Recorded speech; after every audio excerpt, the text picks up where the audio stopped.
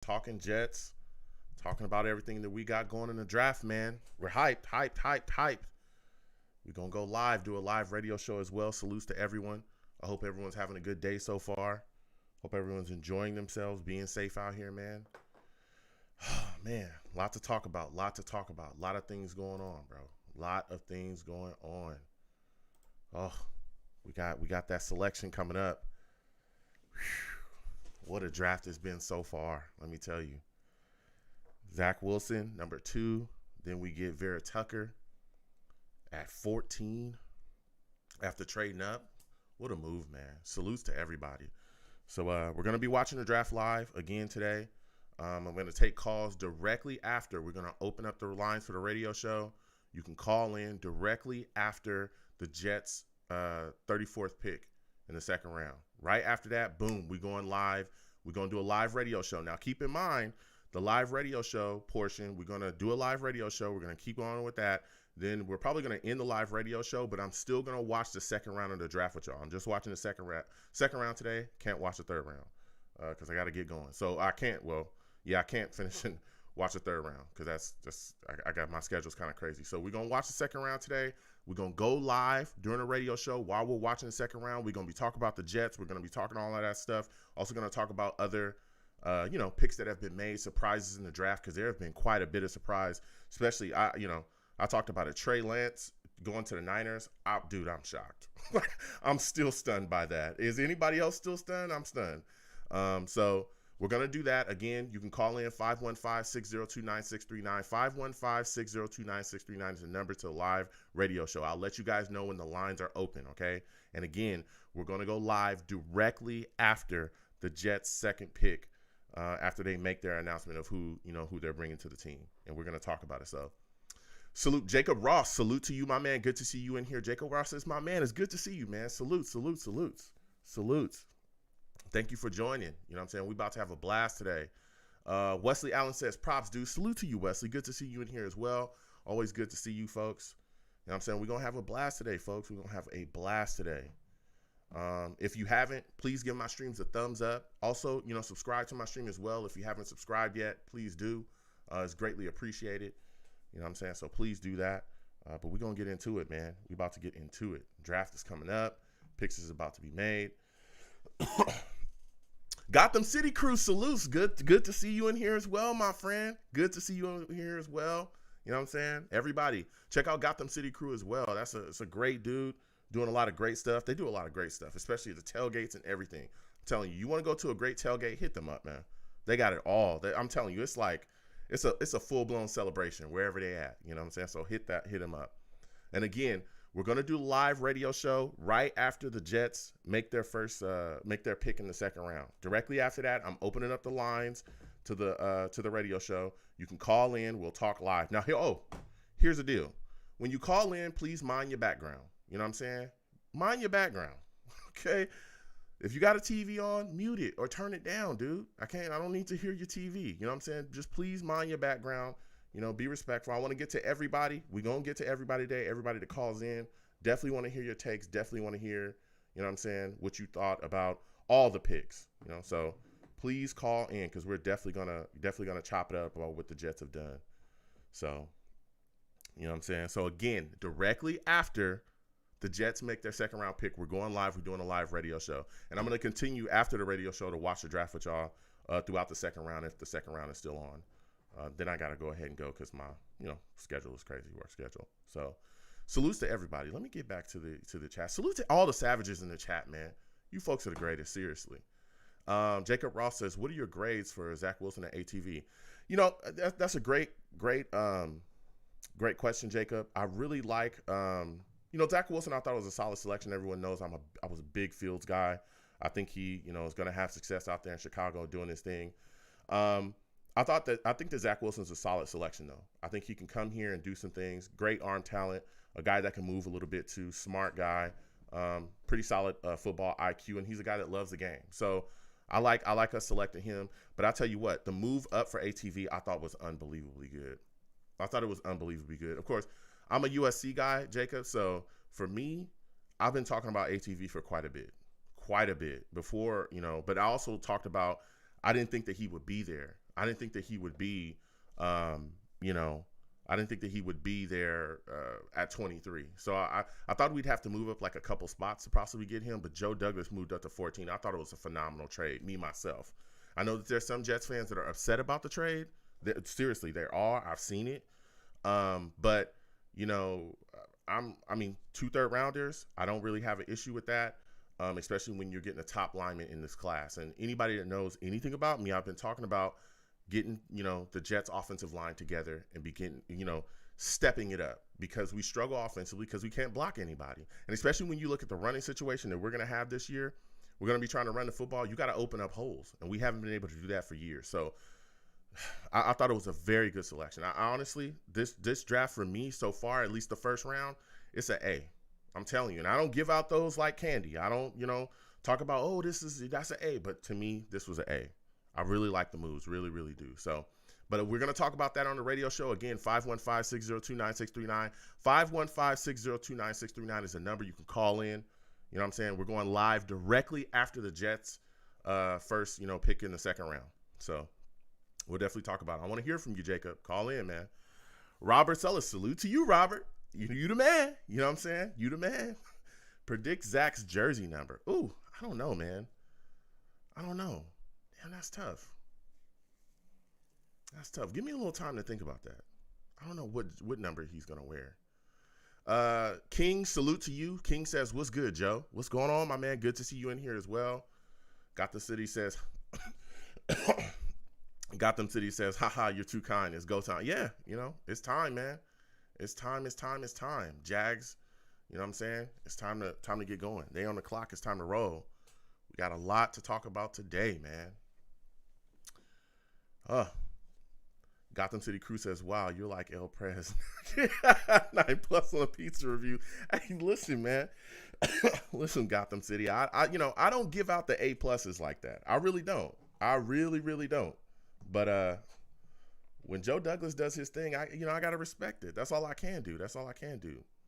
Leon Kennedy, salute. Leon Kennedy with the big donation. Salute to you, Leon. Thank you so much, man. Thank you so much for your love and support. I really appreciate you, man. Really, really do. Leon says, let's go, Jets. Love the show, man. Just wanted to show my appreciation to your great content, and you're an awesome human being. God bless you, man. Let's see what other picks we will be getting because this has been a solid draft so far. Yes. Thank you so much, man. Salute to you. And again, Leon, man, thank you for just all the support that you show. You know what I'm saying? I truly, truly appreciate it. You're the greatest, man. Real talk. And thank you for the kind words, man. I really, really do. You know, I love connecting with Jets fans. I love going back and forth with people. I love just having a blast, man. And, you know, we're all connected, whether we want to be or not. You know, I tell people all the time, whether, you know, we like each other or don't, we're all Jets brothers and Jets sisters. We're all in the same pot. You know what I'm saying? We're all in the same pot. So we got to support the team together, see what we can do. Jacksonville, come on now, make that move. I'll tell you what, man, we're in a great position, though. But again, salute to you, Leon, man. Thank you so much for everything. Thank you so much, Mr. Kennedy. You're the greatest. Real talk. Tyler Garcia, salute to you. Tyler says, hello, Joe. Salutes to you, man. Good to see you in here as well. Man, I cannot wait, bro. I cannot wait. Cannot wait to see what's going on here.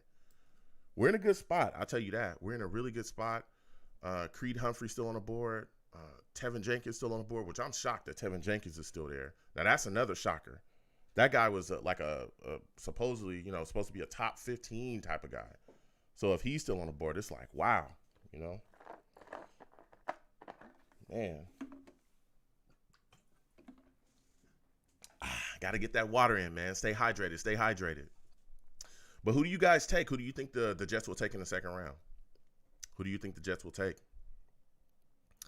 Mr. Magic, salute to you as well, my friend. Mr. Magic says, great round one. Yes, yeah, man.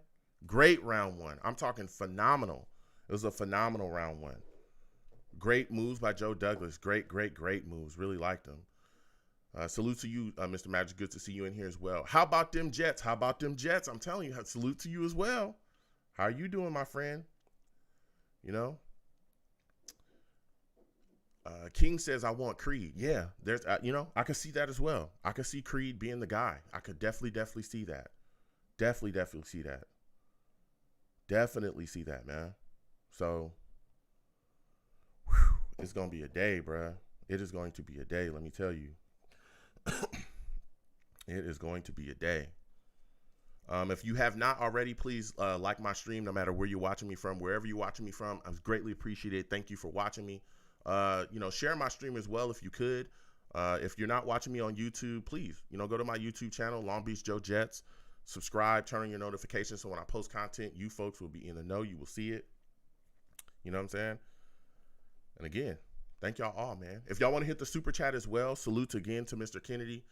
Y'all want to hit the super chat, please do. There's a lot of people who don't want to hit my super chat. They be like, Joe, how can I, Cash App you? Cash App is right at the bottom. Thank you for anyone that, that gives a donation. Is greatly appreciated. Just keeping it moving and grooving. You know what I'm saying? It doesn't matter any amount, whatever you want to give, whatever you want to do, it's just greatly appreciated. Thank y'all. Seriously. Seriously, seriously. It's time to get this going, man. Come on. Let's make this pick. Get back to the savages in the chat. Salute to y'all, man. Salute to y'all. How about them Jets says trade back? Okay. I know some people that want to do that too. How about them? I know some people that definitely want to trade back as well. Had a discussion with some Jets fans that were talking, and they were saying, again, there's some people that aren't upset about the move that we made up to get Vera Tucker, but they're like, hey, we needed those third round picks. We need other players along other areas of this football team. Got it. Okay, I get it. I understand it. And so they're saying, hey, look, understand we're sitting at the top of the second round. There's some players that people want. Let's trade back. Let's gain some capital back so that we can continue to address positions. And I understand that idea as well. I understand that logic too. I do. So we'll see. But I'll tell you what, man, the way that the board has played out it's wonderful. What did we need coming into this draft? Of course, we knew quarterback was a foregone conclusion. That was done. Like, there was no way that we were not taking a quarterback at 2 once we moved on from Sam Darnold. But the other deal is like, okay, that quarterback, we need offensive line help because this quarterback that we got is going to be useless unless we get offensive line help. We move up, we get Vera Tucker. I personally believe that he was a top 10 talent. Probably was the maybe second, third best lineman. In my opinion, I'm not trying to be biased. I'm a USC guy, but I really do believe he's a top lineman in this class, okay? They valued him as such. They moved up and got him.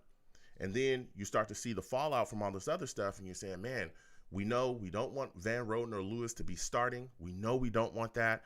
Man, we need another lineman. And looking how the board has played out, Tevin Jenkins slides out the top 15 all the way down into the second round. So it's like, bruh, what are you going to do there? Like, you got to find some way, you know what I'm saying? You look at this situation, we're right there. You could get either one of those offensive linemen in the top of the second round, Creed Humphrey or Tevin. So we'll see, man. We'll see. And again, there's still value there too. Wyatt Davis still sitting out there too. I think Dickerson is still out there as well. So there's some there's something that, some things that could go. So there's a lot that could happen. A lot that could happen, man. A lot that could happen.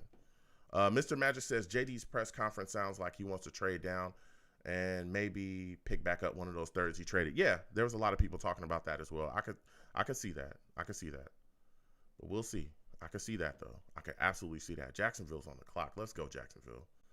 Make your pick. Do what you got to do. You know what I'm saying? Leave somebody for us. Angel Reed says, Joe ready for battle today. It's going to be a day. Salutes to you, Angel Reed. Good to see you in here as well. Let's go, man. Let's go. I'm thoroughly impressed with Joe Douglas. I truly am, man. Truly am. With what he's done, very, very impressed. Chris Cashwell's good to see you in here as well. Chris Cashwell says, Jets on the up and up. Baby, let's go. Yes. Salutes to you, Chris. Good to see you in here as well. Daniel Roberts says, hello, Joe. That was one heck of a night last night. Yes, it was, man. Salute to you, Daniel. Daniel also says maybe the Jets could trade back and address their cornerback and wide receiver needs, perhaps even linebacker. Yeah, they could. There's a lot of people talking about that idea. Trading back, garnering capital that way, and then, trying to continue to address positions of need on this squad. And you brought up a great point as well. Linebacker, a lot of people aren't looking at it, but we could use a linebacker. We could. We absolutely could. But for me, outside of offensive line, cornerback is a huge need because I don't like Bless Austin. I really, really don't. Still trying to figure out what Hall is as well. We'll see him. He did show some flashes where he looked like he could be a really, solid corner in this league, but we just got to see more. And that slot corner position I think is wide open as well. No Poole. There's issues there. So we got to see what's going on here. We brought in a guy like Hardy, but Hardy's not going to give you anything defensively. He's more of a special teams guy, so I don't expect him to do too much. But, man, Gundry, Ballantyne, guys like that, no, we got to find somebody. But we'll see. And, again, we still got some other picks as well. We still got some fourth-rounders, especially we gained a fourth-rounder as well from that trade. So we still got some picks, but I would like to see us have a little bit more, in that second or third round. But I tell you what, it just depends on what we do. I'm definitely not kicking Joe Douglas at all for taking those third rounders, moving up, and getting Vera Tucker. I'm not going to kick him for that whatsoever. So we'll see what happens. A trade could be imminent, though. I could see it happening. Salute to you, E. E says Jets should sign a free agent corner like Nelson or take O-line. Oh, here. Yeah. I could see that as well. There's still guys out. What are your thoughts of Richard Sherman? What are y'all thoughts about that? You know what I'm saying? What are y'all thoughts about Richard Sherman? I know some people still want him really badly. Some people were looking at the situation saying, hey, why aren't we going after Richard Sherman? So we'll see that, Okapara says, I want Javonte Williams this round or Terrence Marshall. Yeah. There's some names to be had out there, man. There's some guys, I know a lot of people, some people want to take a running back in the second round. What are y'all thoughts on that? We're still like, man, there were people that was, definitely hitting up saying they want to take a running back at 23. This was before Najee Harris and Travis Etienne left the board as well. We were talking about it. There were some people that wanted us to take a running back at 23 if we would have stayed there. So, there's a lot of people that still want to take a running back in the second round as well. E says, I don't think he wants to play on the East Coast. Yeah, we'll see. Richard Sherman, I mean, the connection between him and Sulla is strong. I know Sulla's been asked about it in the past as well, and he's just kind of said he's not trying to force the situation, but, we'll see what happens. We'll see what happens. There's still some guys out there that can definitely make a move. I wouldn't mind bringing Sherman aboard. Again, he's not like the long-term answer, but, you bring him in for a couple years, 1-2 years, get some young corners behind him, allow him to, groom and mature those young corners. I think we're in a great position right there. So, yeah, we're moving and grooving, man. So, it's going to be a blast, man. It's going to be a complete blast. It's going to be amazing. I can't wait to see what Joe Douglas does in the second round. Also, if this is your first time watching me as well, exclamation point links in the chat. LINKS, exclamation point links in the chat will bring up my link tree. My link tree has the links to all of my content. You can just click that link tree, scroll down. It has my, my Twitter, all of my social media, platforms. It has all of my YouTube platforms, all of the charities as well that I donate to and work with are all on there too. So, please, feel free to click that link and follow me across my social media platforms and also, subscribe to my YouTube pages as well. So it's all in one spot for everybody. So, just enjoy. And again, I want to thank everybody for joining me. Again, we're going to start that live radio show right after the Jets make their pick in the second round. We're going to have a good show. We're going to talk. 515-602-9639 is the number. The lines are not open just yet. I'll open up the lines once the Jets make their pick. And the lines are going to open. Go ahead and call in. You know what I'm saying? We're going to respect everybody's time. We're going to have a good time. Only thing I ask is mind your background. Turn down your TV or whatever it is that you're watching. Turn that down. Can't hear that, okay? And don't call into my show cursing. I got to get you out of here. Please don't do that. E says this needs to be Tevin Jenkins. Yeah, there's a lot of people that are saying, hey, we need to grab that guy. I wouldn't be upset at all. There was no way in my mind before this draft that I would think that he would be there in the second round. I can't see it. I couldn't have seen it, but it happened, Kennedy says Sherman could help with mentoring younger guys and play for a bit till we figure out who we will play at corner. Yeah. I'm right there with you. Kennedy. Yeah, I could definitely see that. He's a guy you can bring in, help mentor these young corners, teach them up, and then boom, get them into a situation, you know what I'm saying, where they're good on their own. Okapara says, I got a feeling that the Jags are going to take Tevin Jenkins right here. I wouldn't, I could see that as well. I could definitely see them taking him. The pick is in. The pick is in. And the Jags take Tyson Campbell, corner from Georgia. Oh, wow. Oh, wow. Okay. Okay. What are y'all thinking? What are y'all thinking?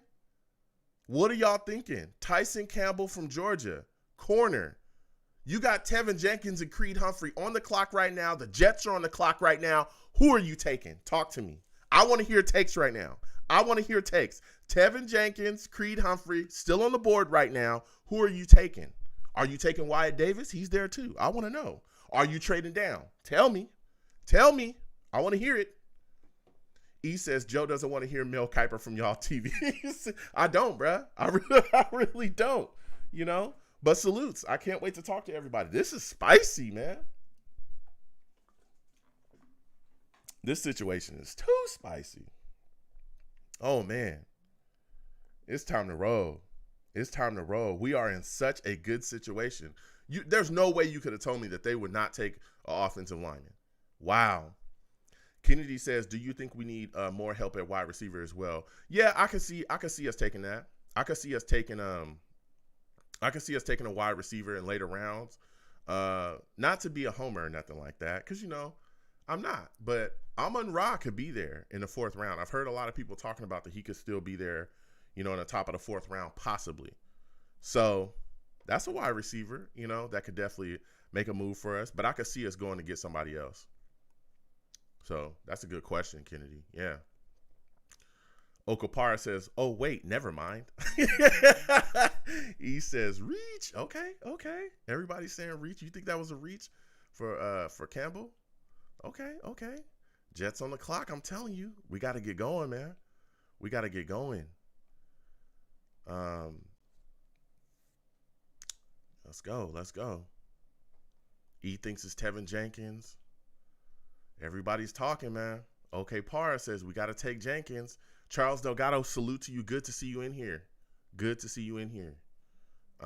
Charles Delgado says trade down, but not past 45. Okay. Chris Cashwell says Tevin for sure. Okay, Para says trade down for a wide receiver or a corner or a running back. Okay. How about them Jets saying trade down, get back a 3rd round pick? Wow. Okay. A lot of people want to trade down here. Okapara says Elijah Moore. Okay. Daniel Roberts. Would anyone hate me if I wanted the Jets to take Creed? I'm not going to hate you at all. I'll probably be right there with you, to be completely honest.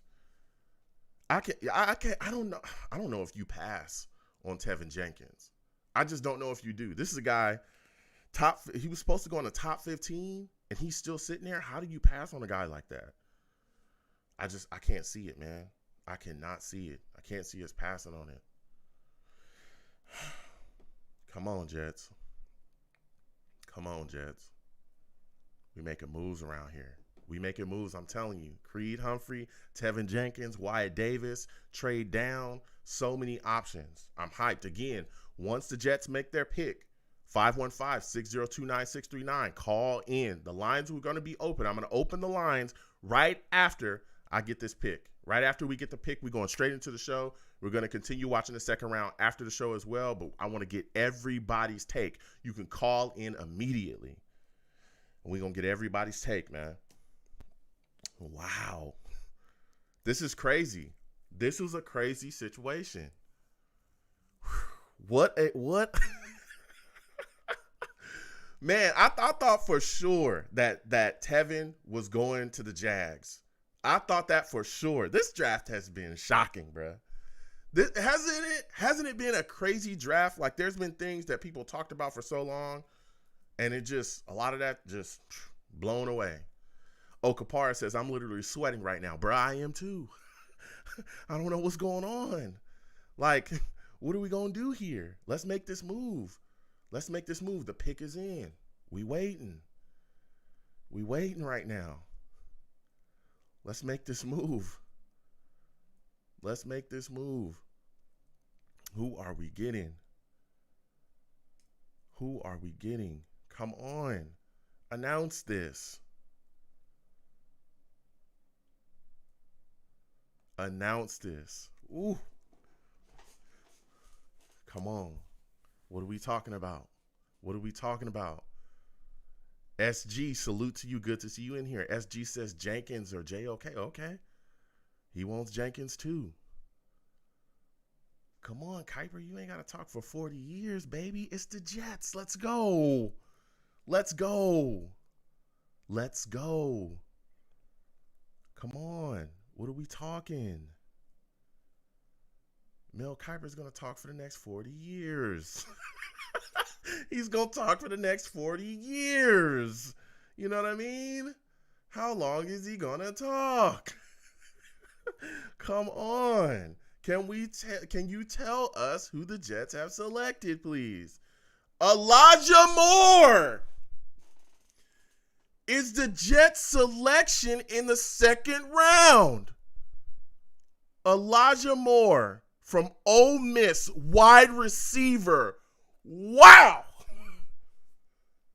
Wow. Solid player. Solid player. I like Elijah Moore. Wow. Okay, we're going live. We're going live. One click of a button. We're going live. We're going live. Wow. Elijah Moore.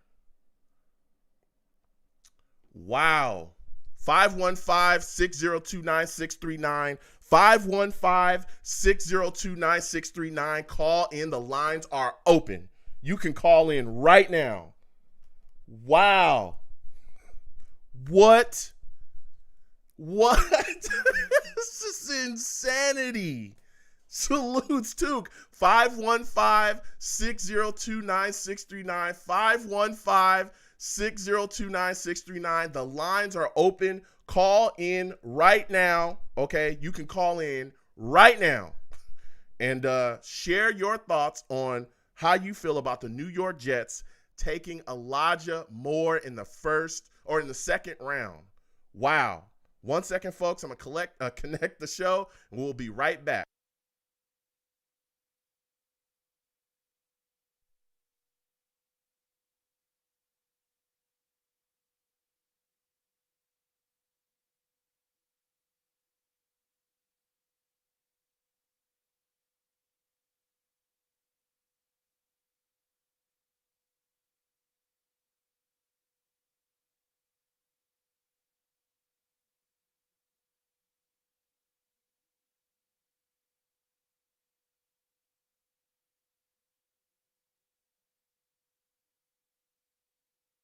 Two, one. Blog Talk Radio.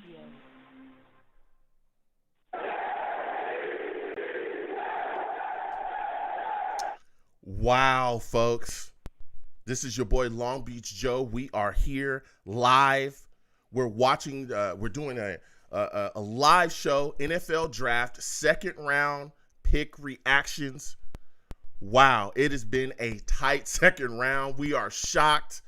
The New York Jets end up taking Elijah Moore in the second round, and we have a lot to talk about, okay?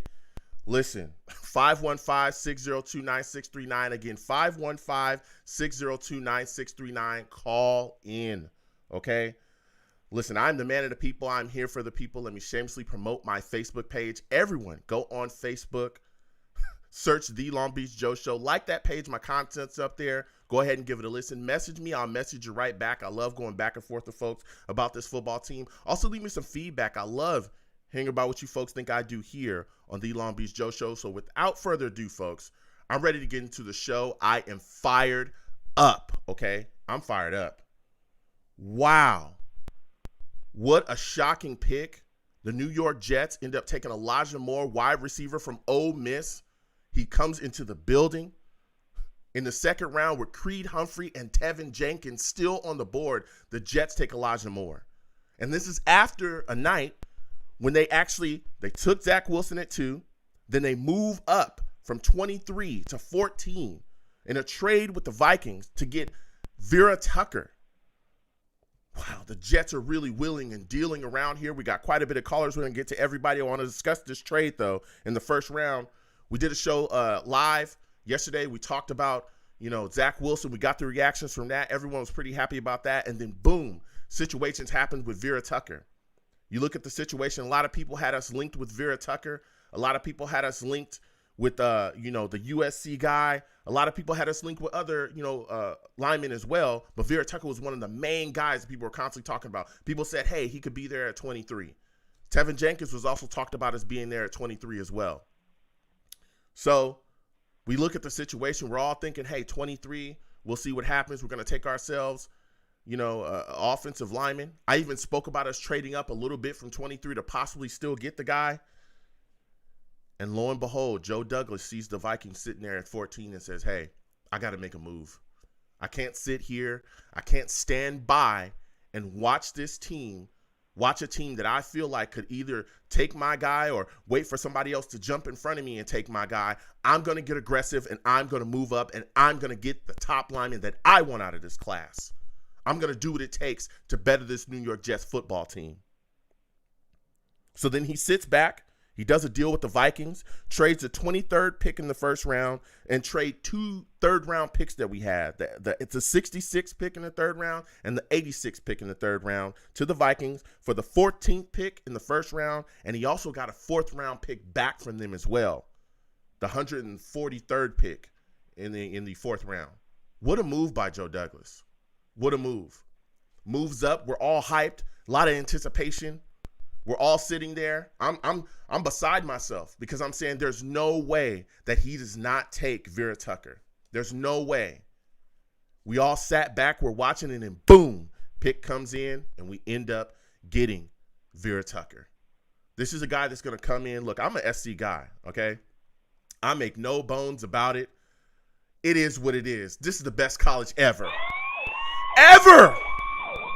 We fight on. That's what we do. Nothing but fire. Nothing but fire. Nothing but fire from my squad. So I knew all about this guy. I talked about Vera Tucker quite a bit. Everything that he could bring to our football team. What type of lineman he is. How tough he plays. He never gives up. He never stops. He's constantly pushing. He's constantly fighting. He's going to maul you. He gets his hands on you. That's it. Game over. Game's over for you. You won't be playing. He'll put you on your back easy peasy. No problems. So I thought that the Vikings would probably be the team to take him. Joe Douglas moves up, gets this guy. He comes in. This is a guy that's going to be here for quite some time to protect Zach Wilson.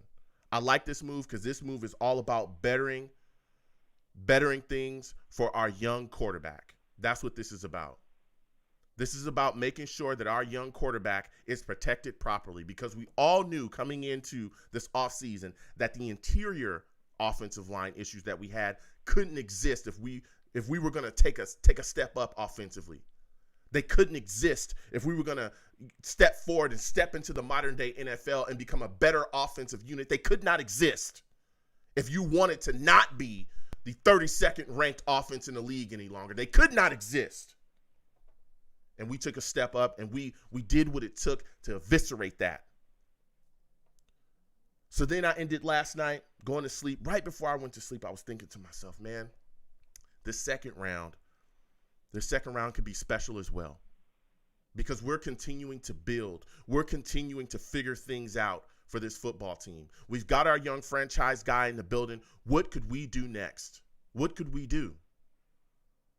And I said to myself, offensive line. We can continue to address that. There's other, options out there as well. Some people talked about wide receiver. I talked about corner too. But I said to myself, this next pick is going to continue to build and change this football team. So there was so much anticipation coming into the second round. We were all hyped. So many surprises. The first round, Tevin Jenkins, everybody thought for sure. This guy was pegged in as a top 15 pick. Everybody said to themselves for sure he's going in the top 15 picks for sure. Slides out, he's in the second round. Now the Jets are sitting at 34. The board is played out wonderfully. You got Tevin Jenkins, you got Creed Humphrey. We thought, hey, the Jags probably going to take an offensive lineman. That's probably what they're going to do. They're probably going to, do whatever it takes to, continue to build around Trevor Lawrence to protect him. Well, the Jags end up taking a corner, Campbell. So now we're sitting here live watching the draft as we are now. And we're all saying to ourselves, I asked the Savages in the chat, salute to all the Savages. A lot of people were saying, hey, Tevin Jenkins has got to be the guy. There were some people saying, hey, Creed Humphrey. I want Creed Humphrey. Don't kill me because I love Creed Humphrey. There were even some saying, hey, let's trade back. Let's trade back and let's recoup those third rounders that we lost so that we can continue to address, positions on this football team. The clock starts winding down on the Jets pick. Just wind it down, then the pick comes in. The pick comes in, and it's Elijah Moore, Ole Miss wide receiver. I like the pick. Elijah Moore is a solid wide receiver. I talked a little bit about him before. I went back and forth and chit-chat about a lot of people. This is a guy that can come in here and be, a solid set of hands. We all know that, yes, offensive line is a need, and I think we'll find some way to continue to address that. But I'm not knocking this pick of Elijah Moore. This is a guy that can come in, play solidly. I think he's like 5'10". So I think the move is solid. But I need to continue to see throughout this draft how Joe Douglas continues to address the offensive line and the cornerback position. I'm not necessarily going to kill him for this pick, but let me tell you, Creed Humphrey and Tevin Jenkins are on the board. That's all it's Creed Humphrey, Tevin Jenkins, Tevin Jenkins in particular, a guy that was supposed to be gone at the top of the first round, still on the board. And we have big time needs along the offensive line. He takes Elijah Moore. Okay. Let's continue to see how he fills it out. I'm not going to slaughter him now, but I need to know. So we're going to discuss this again. 515-602-9639. 515-602-9639. Call in. I'm taking all callers. Listen, when you call in, mind your background. Okay? Turn down your TVs, mute it, and do not curse. Do not curse on my show because I'll get you out of here. Fast. I'm talking faster than we moved up for Vera Tucker. That was fast. So fast. That was so fast. When you want a top lineman, you do what it takes. So we're going to get to these lines again. 515-602-9639. 515-602-9639. Call in. I want to hear from you folks. We're going to get to everybody. We're going to respect everybody's time as well. So now we're going to get to these lines. Salute to everybody that's watching me as well, wherever you watch me from. Salute to the Savages in the chat. In case this is your first time watching me live, or in case this is your first time listening to me, I live stream during my shows as well. And I call my chat the Savages. Why? Because they're savage. They get after everybody, even me. If you got a take they don't like, they're going to let you know about it. So salute to them. So now we're going to get to these lines. I'm going to my guy, E, man. This is my guy, E. I know E has some strong opinions. He's calling in. E, how are you doing, my man? It's good to see you again. Good to have you calling in.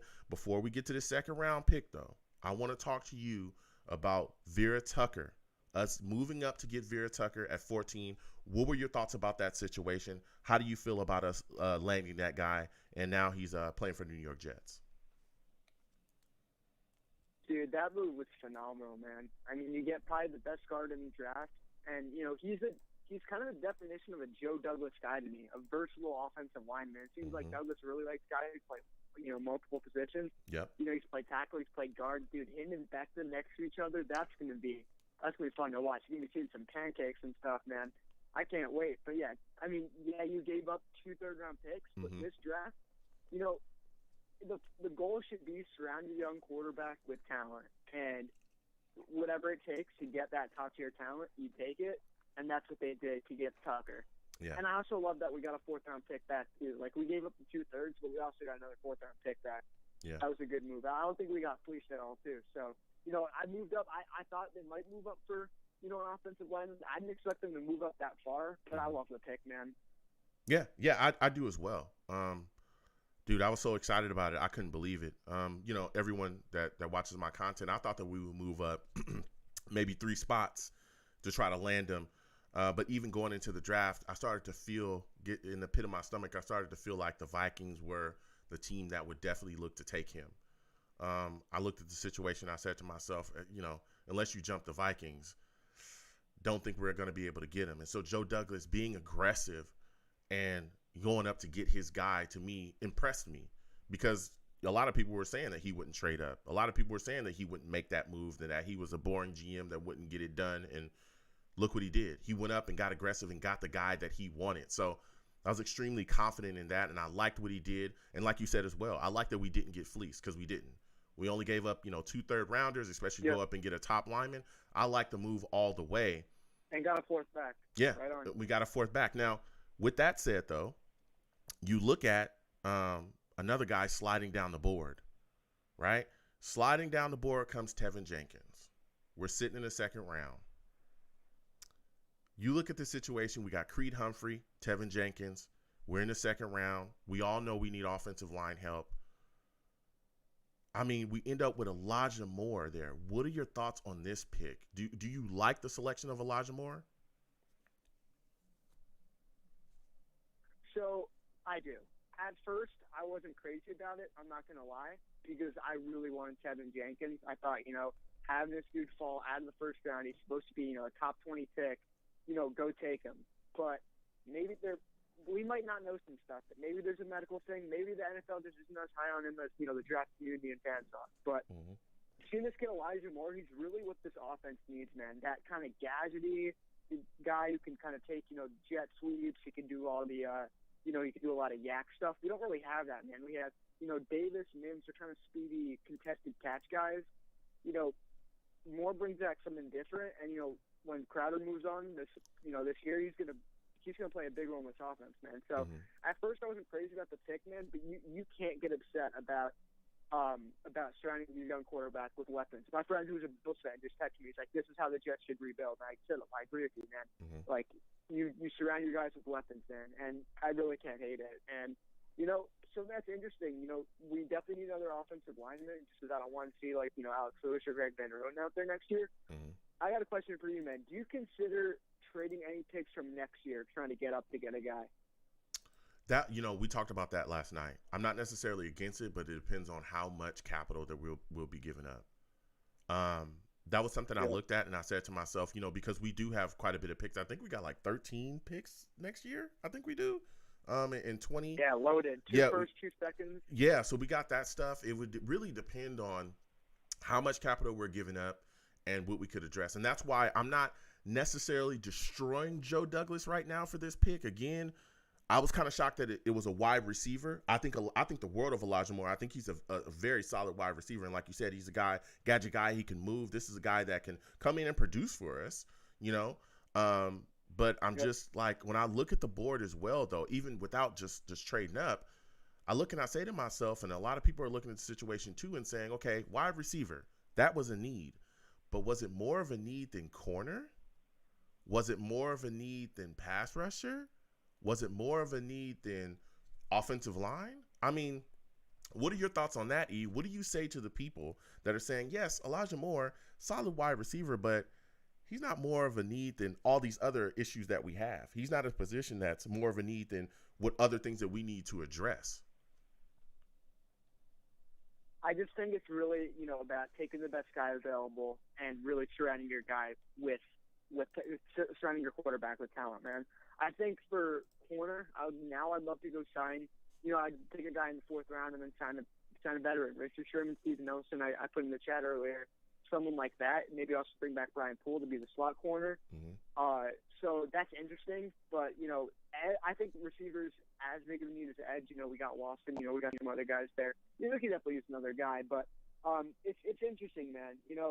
But the pick just keeps growing on me, man, and I'm definitely gonna look at his stuff more and more. Yeah. So we'll see. But just keeping on with the draft, like you said as well, because I wanted to touch on that too. You talked about possibly trading future draft capital to move up in this draft.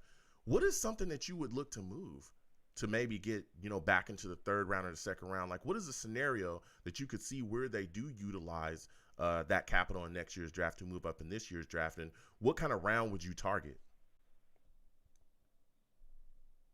I'd love to find a way to get up to the third round. I think it would cost a lot to get up in the second round. Third round, you could take a guy like a Quinn Miners from UW Whitewater, offensive lineman there. You can maybe move up, some picks, maybe a fourth this year, a late round, and a pick next year or something. Mm-hmm. Not too sure. I definitely need to think on that a bit more. But it's interesting, man. Yeah, it is, man. It's gonna be crazy to see how things kind of pan out. Especially, again, we still got some picks. Especially in the fourth round, we got 2 fourth rounders. So we'll see how he continues to, fill out the rest of this draft. But for you so far, E, what is the biggest shock of the draft for you? Outside of like the Jets, what do you think has been the biggest shock? Whether it be a player sliding or a player going somewhere that you never thought, that the team would select him. What has been the biggest shock for you in the first or second round? I would never thought that Justin Fields was going to be a Chicago Bear. I thought the Broncos were going to get him, which that was a phenomenal pick by them. I'm also shocked with, holy crap, there's been a lot of trades so far too. Yeah. Which last year we didn't get this many trades. Yeah. And with the Patriots, the guy they just took Barmore. That tells us we need to address our interior. That dude's a monster. Yeah. And the Bills, they got Collins last night as well, Xavier Collins too. So Rousseau. Yeah. Oh, I'm sorry, Rousseau. Rousseau is who they took at the late in the first. Yeah. So they're beefing up their pass rushers. They're beefing up their defense yet again. So yeah, we better feel some type of way. We better feel some type of way about addressing, our offensive line, addressing our offense. They're high on Cam Clark. We got to see, man. We took him last year. Yeah, we'll see what Cam Clark does. I mean, he's got to hit the field, though. We're saying the same thing about, the quarterback he took as well. We're saying the same thing about that quarterback that he took as well, Morgan. Yeah. So we're trying to figure things out. But the draft is still flowing. Tevin Jenkins ends up, going. He's a Chicago Bear. Christian Barmore is now a Patriot. Landon Dickinson, he's an Eagle now. So, listen, there's a lot to talk about. But listen, E, this is my final question before I let you go. How confident are you in Joe Douglas now? How confident are you that he's going to be able to fill out the rest of this roster throughout the rest of this draft? I'm sold, man. I love the vision he's got, man. He's prioritizing this offense. He's building around the young quarterback, and I love it, man. Okay, that's what I'm talking about, man. That's what I'm talking about. Salute to you, E, man. Listen, thank you for calling in. We're going to keep on watching this draft together and having a blast. You have a good one, my friend. Right, man. You have a good night. All right. Listen, man, we're bouncing and shaking right now. I'm telling you, we're moving and grooving. There's so much going on. Again, we're watching the NFL draft live. We're watching the second round. So many picks being made. A lot of people just spitting their takes, talking about how they feel, what's going on. Salute to all the savages in the chat. As we're talking, man, I'm telling you, there are moves being made here. After we got Elijah Moore, the Broncos were able to get Javonte Williams from North Carolina. That guy was a very solid running back. So he's going to be there. He's going to be running with Denver. Javon Holland, a safety from Oregon. He's going to be a Dolphin. The Dolphins have made some moves. They have made some moves in this draft, let me tell you.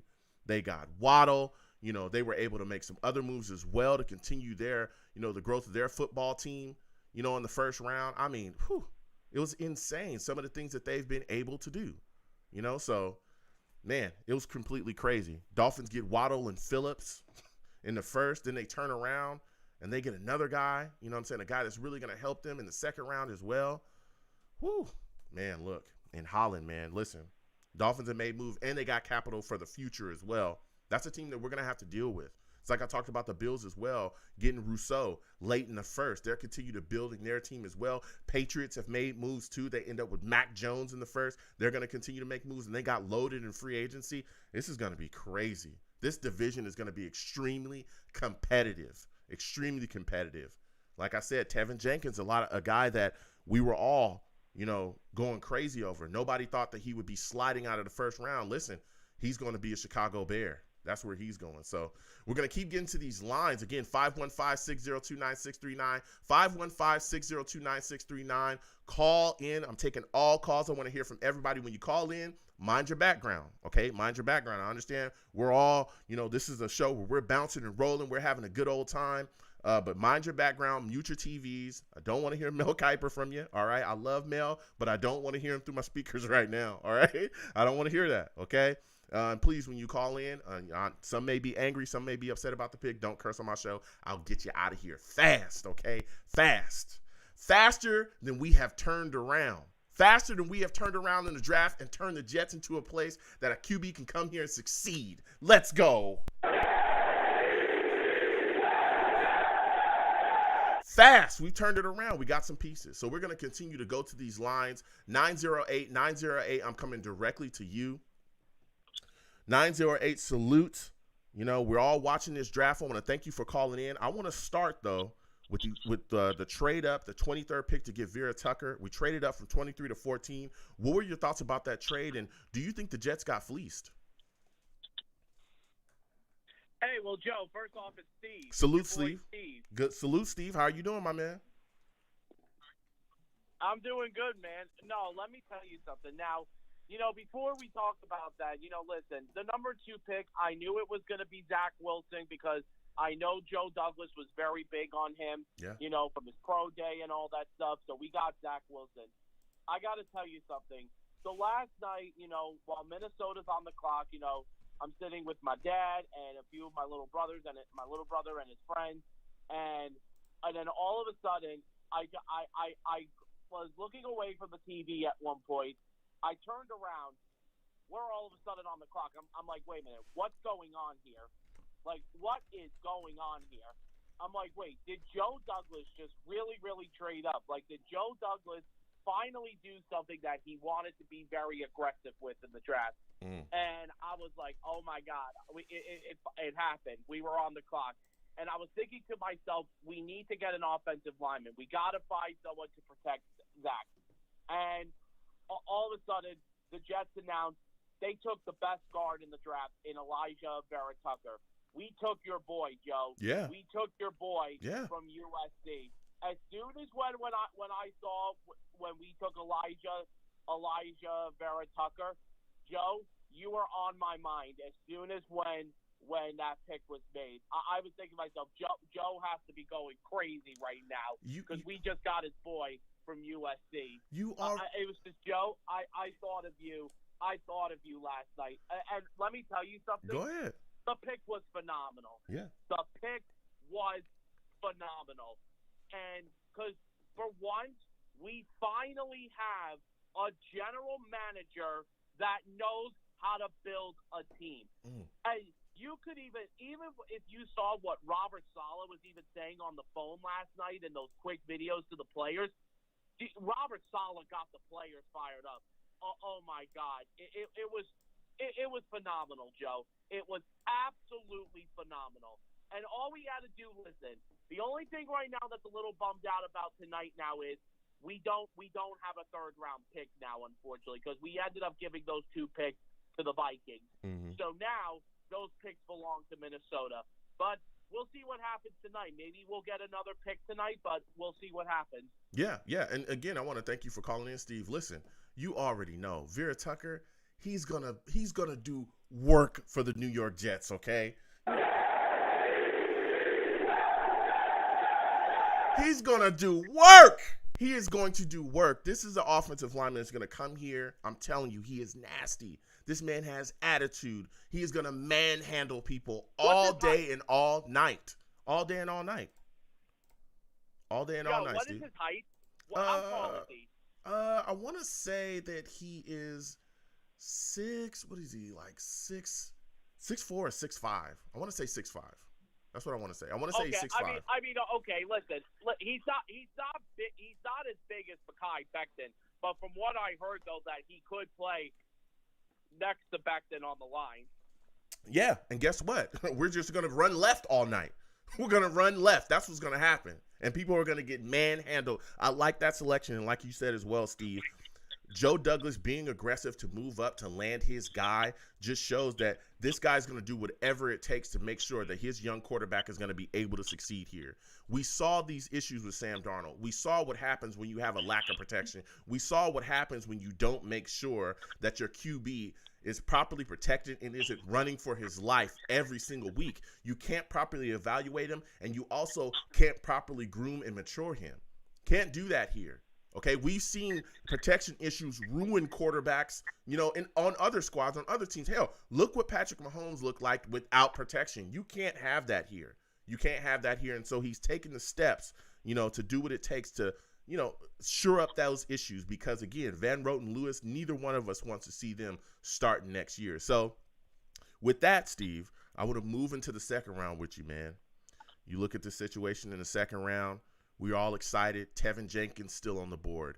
Creed Humphrey still on the board. Jags make their pick. They take a corner. We were all saying to ourselves, whoa, Creed Humphrey, Jenkins still sitting here. We're waiting, and then we pick Elijah Moore in the second round. Elijah Moore gets taken in the second round. What are your thoughts about us selecting Elijah Moore over Creed Humphrey or Tevin Jenkins? Well, listen, I was glad that the Jets at least did stick to the offensive side in this pick. Mm-hmm. The thing is, though, when I look at this pick, here is my thought about this pick. I'll tell you something right now. I do like the pick. I'm not going to say I hate it. I do like it.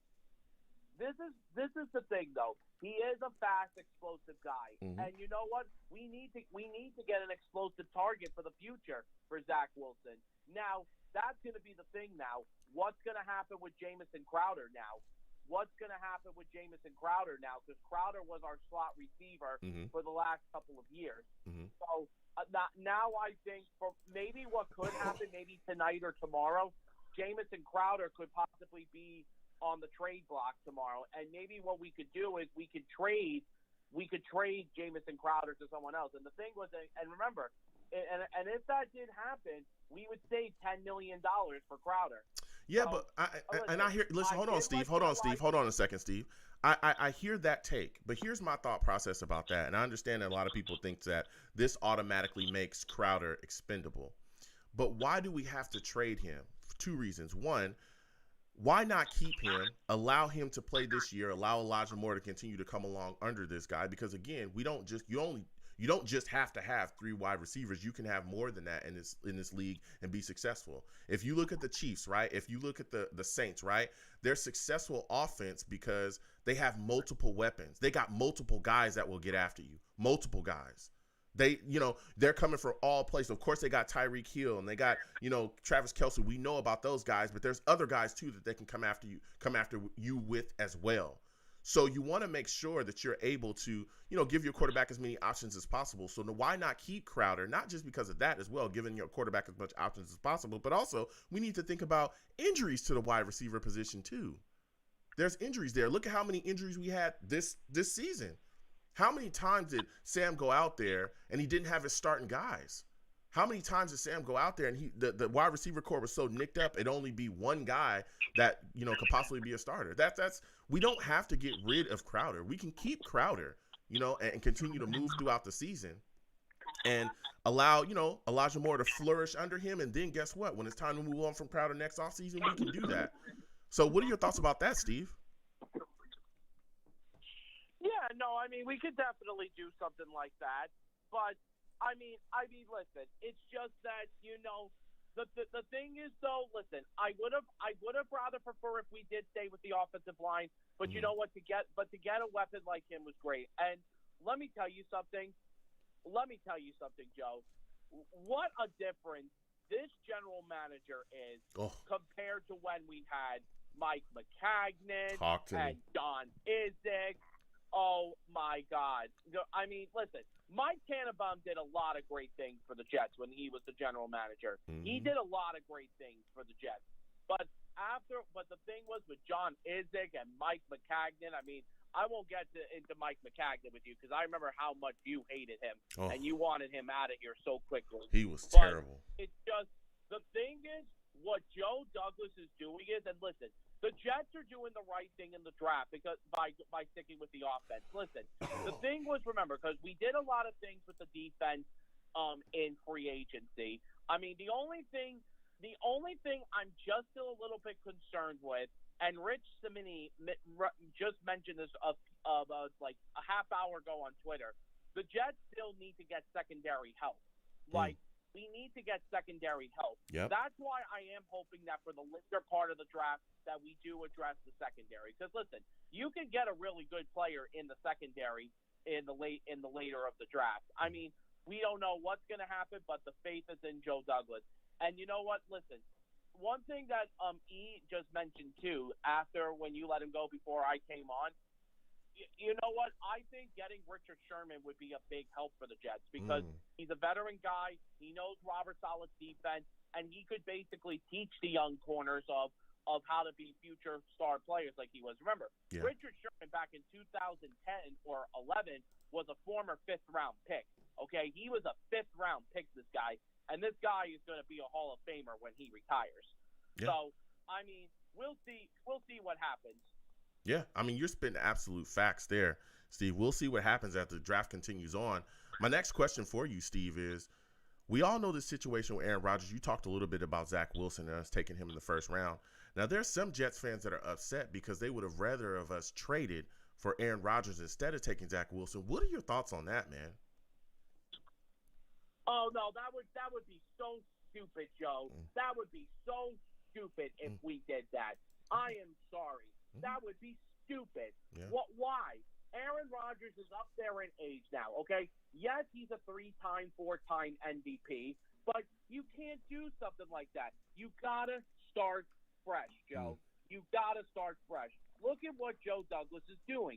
He is starting fresh. Yeah. Look at this. You know, with getting Zach Wilson, Elijah Vera Tucker. Just recently, we got Elijah Moore from Ole Miss, which was a great pick because he's fast and explosive, and we need something like that. The thing is, you gotta start fresh. Yeah. I think I'm sorry, whichever Jet fans are saying that, you're crazy. I'm sorry, you're not. You don't do that. Listen, Steve is giving everybody nothing but fire right now. Nothing but fire. So, Steve, my last question for you is, when you look at this draft so far, first and second round, there's been a lot of crazy things going on. For you, what was the most shocking move of the first or second round for you? Well, I'll tell you, one thing that was shocking was when the Eagles and the Cowboys traded with each other last night. I mean, those are two divisional rivals that traded with each other. I'm like, how the heck does that happen? Yeah. But I mean, when we traded up last night, I was shocked and I was happy with what we did. But the biggest surprise to me was when the Bears ended up trading a pick with the Giants when the Bears took Justin Fields. Listen, the thing is, but the one thing I'm gonna give, and I'm not really crazy about the Giants. The Giants got a lot in return back, which I give them credit. But I think the Giants, though, messed up last night with taking the wide receiver Tooney from Florida. And the reason why I say that, now don't get me wrong, Joe, I think he's a very good player, and he's got a lot of potential.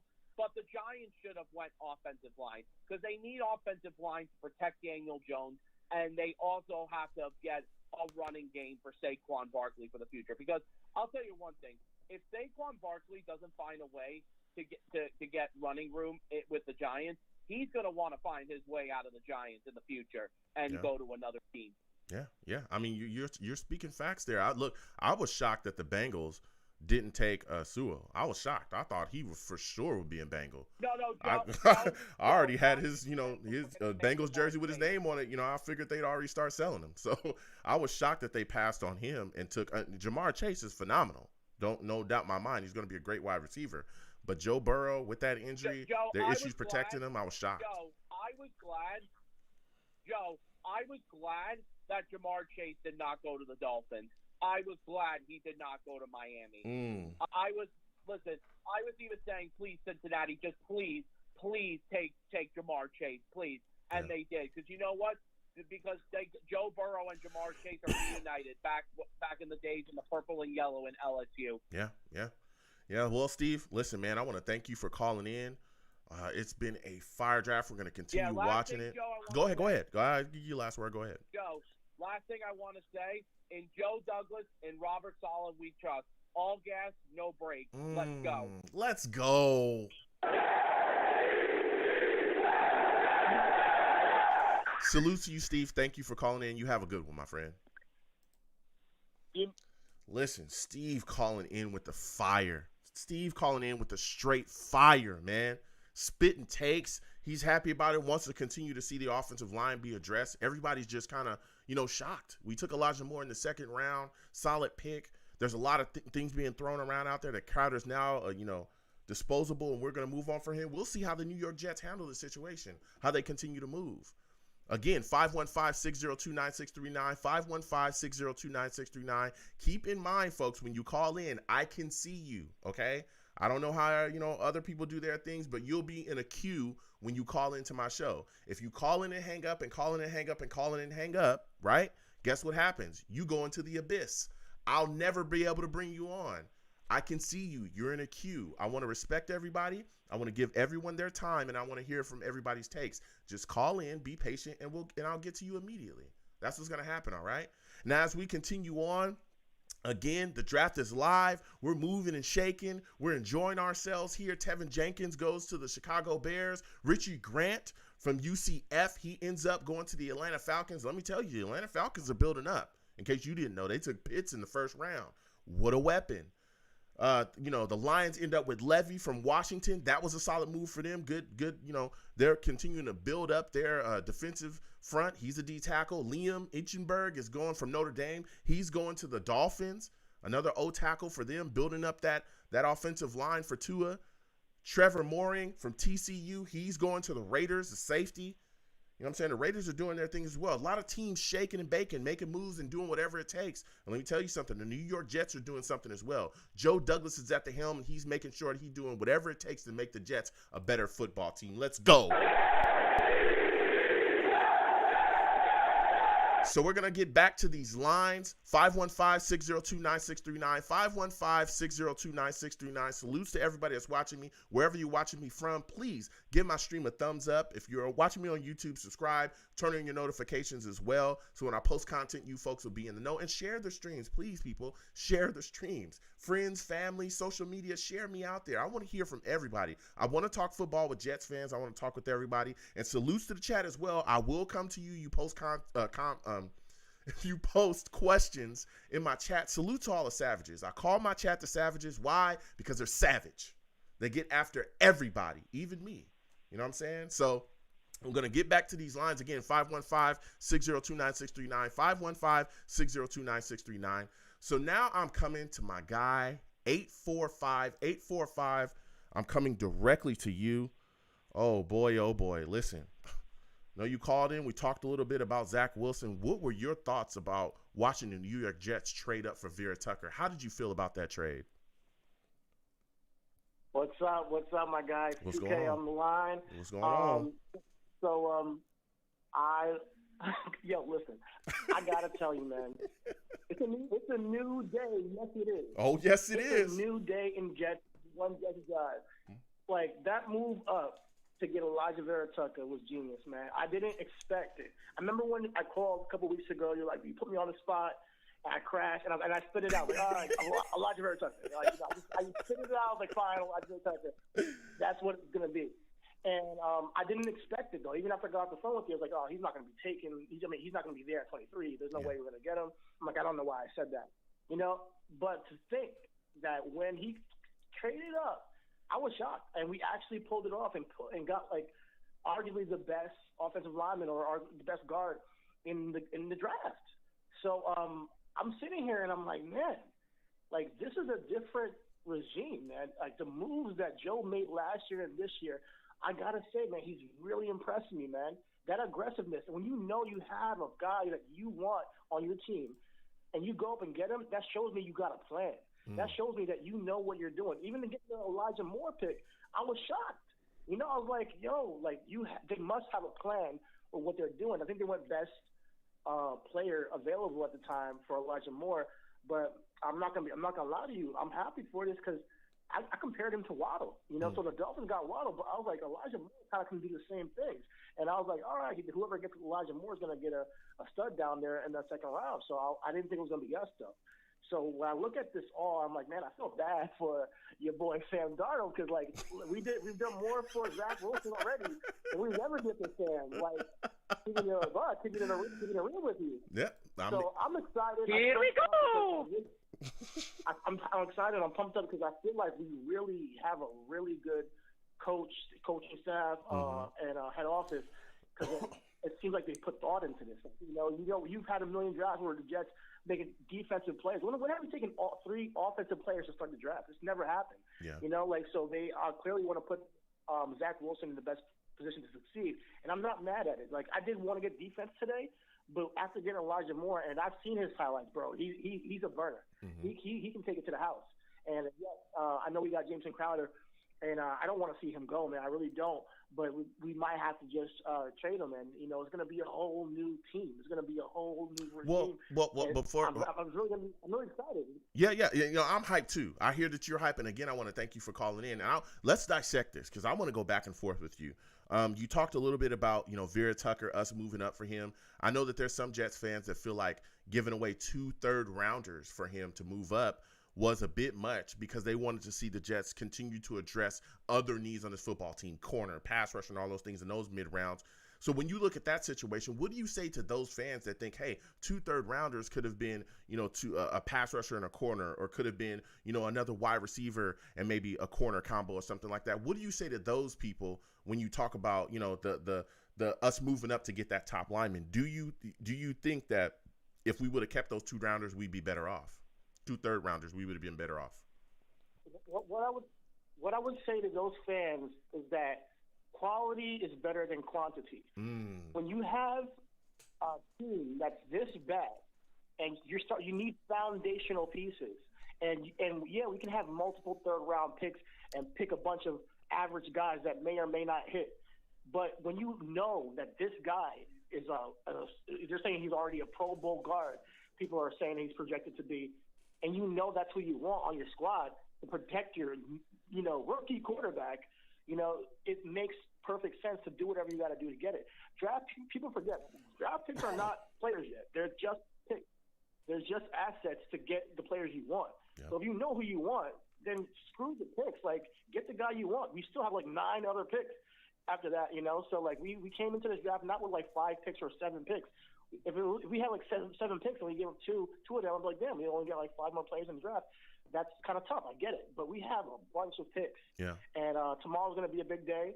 But right now, I'm really excited because I'm looking at this team and I'm like, this is I've never felt this way as a Jet fan before. I've always been like, all right, cool. We got some defensive linemen. I don't know what they're going with for you. It seems like they came in here with a plan and they're executing it. Yeah, and it does. So now I want to go there with you because we move up to 14. Like you said, you love the pick. I love the pick of Tucker as well. 2 third-rounders. Okay, whatever. If you're going to going up to get a top lineman after what we've seen from this team, after what we've seen in the past from this offensive line, how bad they've been. Oh my goodness. 32nd ranked offense twice in a row, baby. I'm not willing to go back there. Okay. I need protection. Okay. And so we go up, we get Vera Tucker. Now, something that happened that I don't think anyone could foresee. You got Tevin Jenkins sliding, right?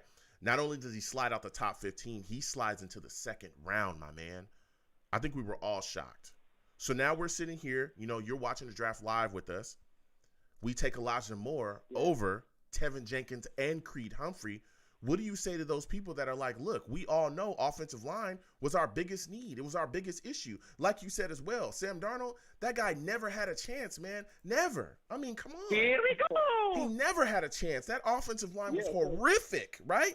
So we don't want Greg Van Roten. We don't want Lewis starting. Here it is right here. The board plays out wonderfully. We take Elijah Moore, a wide receiver, over Creed Humphrey or Tevin Jenkins.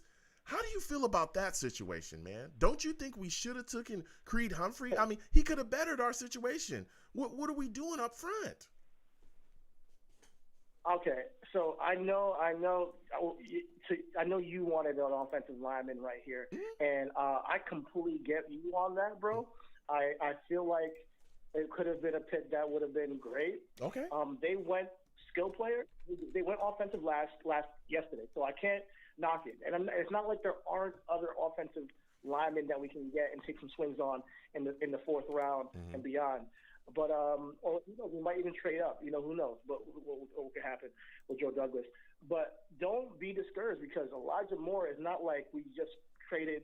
We didn't get an offensive lineman and we got some random dude that we're like, who is this? Elijah Moore was projected to be a first rounder.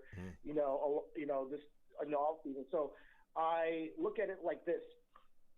We did get an offensive lineman in free agency. I'm not sure for the guy's name, but clearly they see something with him. Last year, our offensive linemen were all new squad, had no real chemistry, and we had the pandemic. Hopefully, with this Kevin Jenkins coming in, Mekhi Becton, Connor McGovern, they have faith in Connor, and now we have Greg Roten and Alex Lewis. We might cut Alex Lewis, you never know. And they just signed somebody else, and we got obviously Chibuzoga and George Fant.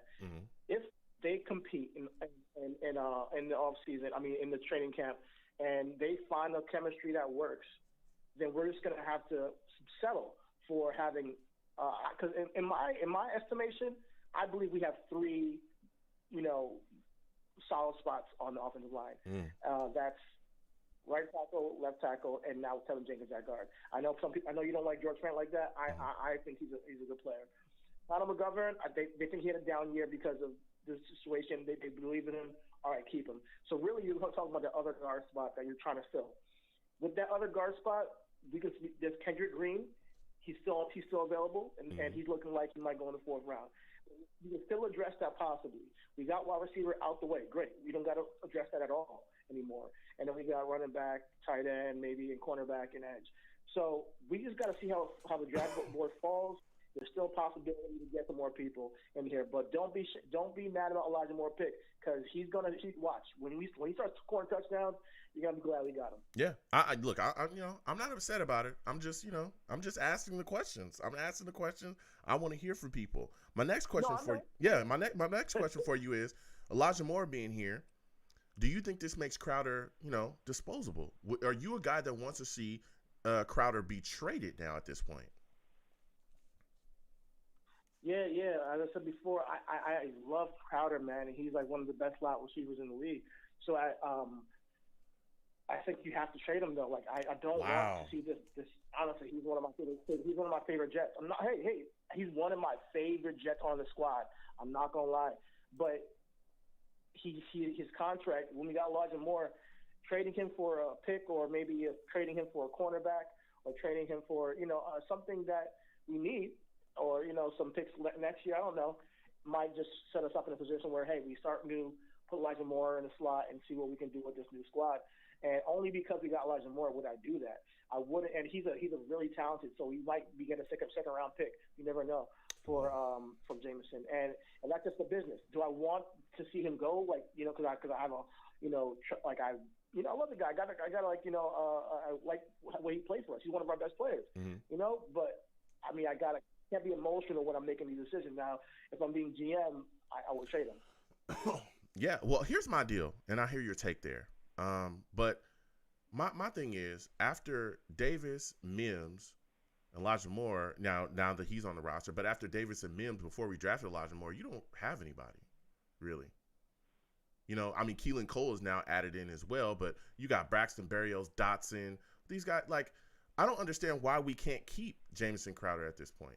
Why can't we keep him? Because we saw the injuries rack up. Right. We saw the injuries rack up throughout our offense as a whole, but we saw the injuries rack up at our wide receiver position this year, and we saw how it greatly impacted us and affected us. If you look at a lot of these top offenses around the league, dude, they can go 4 wide, sometimes even 5 wide, and have guys that can absolutely destroy you and get after you. Also, as well, why not keep Elijah Moore, have him groom and come up under, Crowder, and then move on from Crowder next season? Why do we have to trade him now? Why do we have to get rid of him now? Hell, Crowder was our best. Honestly, you could argue he was our best wide receiver last year. I think he led our team in yards. No, he was. Yeah. Go ahead. Not even argue. He was. He was definitely. He's Yeah. been for the past 2 years. Mhm. So you're right, and you make up a great point. We did have a lot of injuries. Yeah. But being that he's such a great asset, Mhm. and you have the same position being filled, you have an opportunity now to trade him and get more value for him. Mhm. But I'm not against keeping Jameson Crowder, and I don't want to argue against him being on our team because I love the guy. Yeah. But I'm looking at it from a GM perspective. If we keep him, which we can, and if he's groomed under Elijah Moore's groomed under him, I Yeah. love that. You know, we have depth at that point. Yeah. So I'm totally down for keeping him as well. You know. Yeah, yeah. We'll see how it plays out. But I know a lot of Jets fans that are just immediately say, "Hey, throw this guy away, get him out of here." And I'm like, "Hey, I remember Chris Hogan being out there. I remember there were guys that we didn't like at all out there because our wide receiver core was so banged up." I want to say we didn't get everybody. Yeah, we didn't get everybody healthy until I think it was like week 10 was the first time that we had like our entire wide receiver core healthy at one point. It was with Joe Flacco, I remember. That was the first week that everybody was healthy, that we had guys out there, Rashad Perryman and Crowder, and even Mims missed some time last year. And So Joe Flacco did pretty good in that game. I'm trying to remember correctly. He kind of showed us that, hey, maybe we do have weapons here. But honestly, you're right. You know, keeping Jameson, I wouldn't mind that. You know, and I'm not trying to, say just toss him out like he's trash. Yeah. I'm just saying there's an opportunity out here because his value is high. Yeah. It's to get some capital, and I know Bill Douglas values the draft capital. Clearly, we see what he's doing today and what he did last year. And we have so many picks this year and next year, so you never know. So he's definitely creative in the way he's approaching this team. I'm just happy that we went 3 offensive players. Now, granted, I think our defense needs some work, but they are taking this seriously about putting something around our rookie quarterback. Yeah. And I'm like, when I say that we should be excited as a Jets fan, and why I'm so excited, I'm rambling and all that stuff, because I see that like things have changed. I can tell that when we get stuff on the field, first game next season, it's not the same team. It's a completely different team. Yeah. And it's going to be interesting to watch and see how this develops, because we don't know. For all we know, we can go, what I think it was like now 9-7 or 9-8, or we might go 6-9, or 6 and whatever. So you never know how things might land with the way the team is. It's going to be a mystery, but I can't wait to see what happens. Yeah. So my final question before I let you go, and again, man, I want to thank you for calling in. You really spit some fire tonight, my friend. I mean, you spit fire. Yeah. Now, currently, the New York Jets are sitting. Our next pick currently, we got some 4th rounders coming up. What position group would you want to see them address with these next upcoming picks? It has to get. I need a cornerback before first things first. I want a cornerback right away. So unless they have a plan to get Sherman in the building, then I want a cornerback next. Okay. I don't want anything else. Okay. Maybe tight end if I don't know. Actually, not even tight end. I want a cornerback. Okay. That's it. Okay. Edge maybe, but mostly cornerback. Asante Samuel Jr. just went to the Chargers, so that's who I wanted, but. We're not going to be able to get him. There's also Kelvin Joseph coming up. So you never know where we'll fall. I do bet like Michael Carter as well as a halfback. So I'll say halfback or corner. Yeah. Okay. I respect that. Listen, thank you for calling in, man. You spit a lot of fire tonight, man. We're going to keep it going. We're going to keep watching this draft. Salute to you. You have a good night, my friend. Thank you, man, and props to yourself, man. You're killing it. Absolutely. Thank you so much, man. Thank you for your kind words. You have a good one. Take care, man. Go Jets. Man, listen.